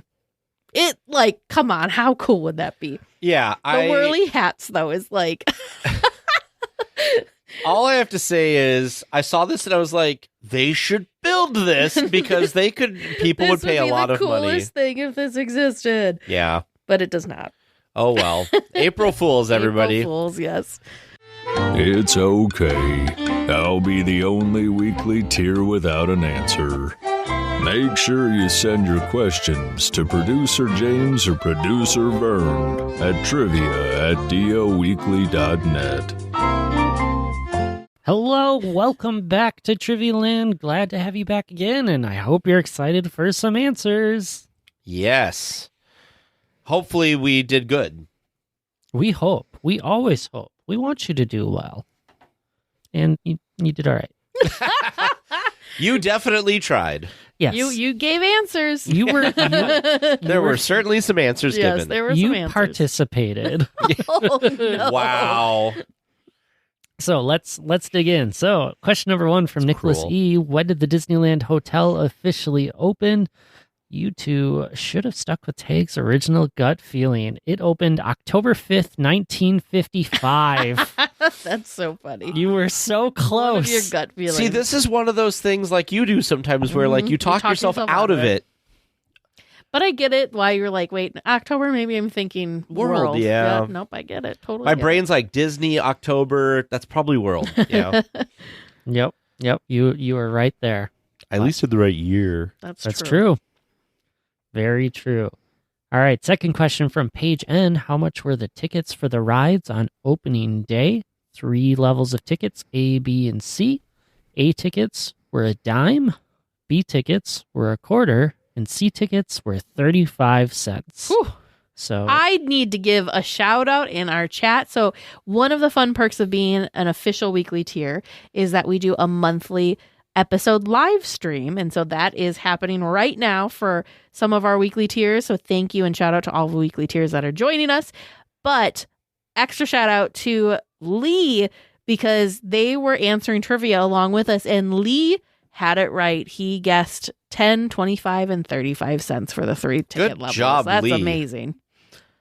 Yep. So not quite the discount you two thought it was. I know. But still, We're just giving park tickets away Definitely. or ride tickets away. Yep. I mean, that was the joy. Get people in the door to spend money, right? Mm-hmm. Now the big one. Did you get it right? Third question. In Carthay Circle, there's a picture of Walt and Shirley Temple. There's another little girl in a photograph after you get off the elevator, but it's not Shirley Temple. Do you know who she is? Round of applause, Teresa. Good job, Teresa. You got For yourself not knowing there. her name, because I'm terrible. What was her name? The little girl is with Walt and Roy Disney. It's Margie Gay, one of the actresses that played Alice in the Alice comedies from 1925 to 1927, making this dream come true. Wow, there you go, Teresa. Woo. It's about good. We got one right at least. Woohoo! you got one. I did not get that one. Did not. But By the way, in case James anybody's was being wondering, kind because I kind of only half should have gotten that one. no way. That is an excellent answer for that one. In case anyone's wondering, Lee in the chat also let us know that it's Diane and Sharon Disney is the other daughter. Yes, Sharon. There we go. More and more learning all around. Final question from listener Andy M. Put these scenes famous in the Pirates of Caribbean in order you encounter them. The 6 scenes in order are poor waterlogged Carlos. Poor Carlos. Red Ding. with her rum. Ding. Old Bill drinking with his not-so-friendly cat. Ding. The singing donkey. Ding. The pirate stealing multiple hats. Ding. And pirate with hairy legs sitting above Ding, ding, ding, you. ding, ding, ding, ding. Woo! Excellent work, High you five. two. That was a good one. We should have more stuff like this because we can do these. You know, though, but sometimes, like, you think about it, you like, sometimes it's hard because in my mind, I'm like, I remember that scene, but did I see it before or after that other scene? Because you just think of But- like the, you know But what I I mean? think Pirates we've been on so many times that like we know it. That's true. But like other ones, like I think we just had this recently with Mickey and Minnie's Runaway Railway where we were trying to like Oh, name yeah. the rooms in order. And I Yep. think we missed a room on that one because we missed the sewers. Yeah. Missed the sewers. But the sewers, like, kind of, for me, it's kind of like a transition room, so I didn't think about it. Well, that way, and but- like I'm thinking about like just because we were in Toontown, I'm like I wouldn't be able to. Roger Rabbit's Cartoon Spin, for some reason, is one that we don't go on too No. often. I think because it always has a long it has line. a long long wait, queue. so we don't go on Yeah. it very often. So like I wouldn't be able to name the scenes in order for that. Well, one. you're also spinning around like a That's crazy true. person. That's true. The only couple rooms I remember from that attraction at all are the ooze gun thing coming at you, where Roger like puts the little hole in the wall. Yeah, that's so good. The falling down. Yeah, falling down the tower. And there's Roger Rabbit getting like electrocuted scene. Oh yes, yeah, I didn't remember that one. Yeah. There's Jessica Rabbit that she put the coat on her. Yep, the prop scene. Yeah. Anyway, in the gag factory or whatever scene. Yeah. Anyways, yeah. I remember more of the future queue. Trivia question. We don't need to answer it now. That queue than I do of the attraction because I remember there's like Baby Herman. You know in there. what? We're gonna have describe the queue from start to finish. No, that's okay. I'm loving these walkthrough and like memory questions. I think they're great ones to do. It's really interesting, like genuine trivia of can you remember this experience? Yeah. I think they're great themes. Yeah, no, I think they're good too. Have ideas for them. All right, I got a great trivia question for James. James's favorite attraction, Space Mountain.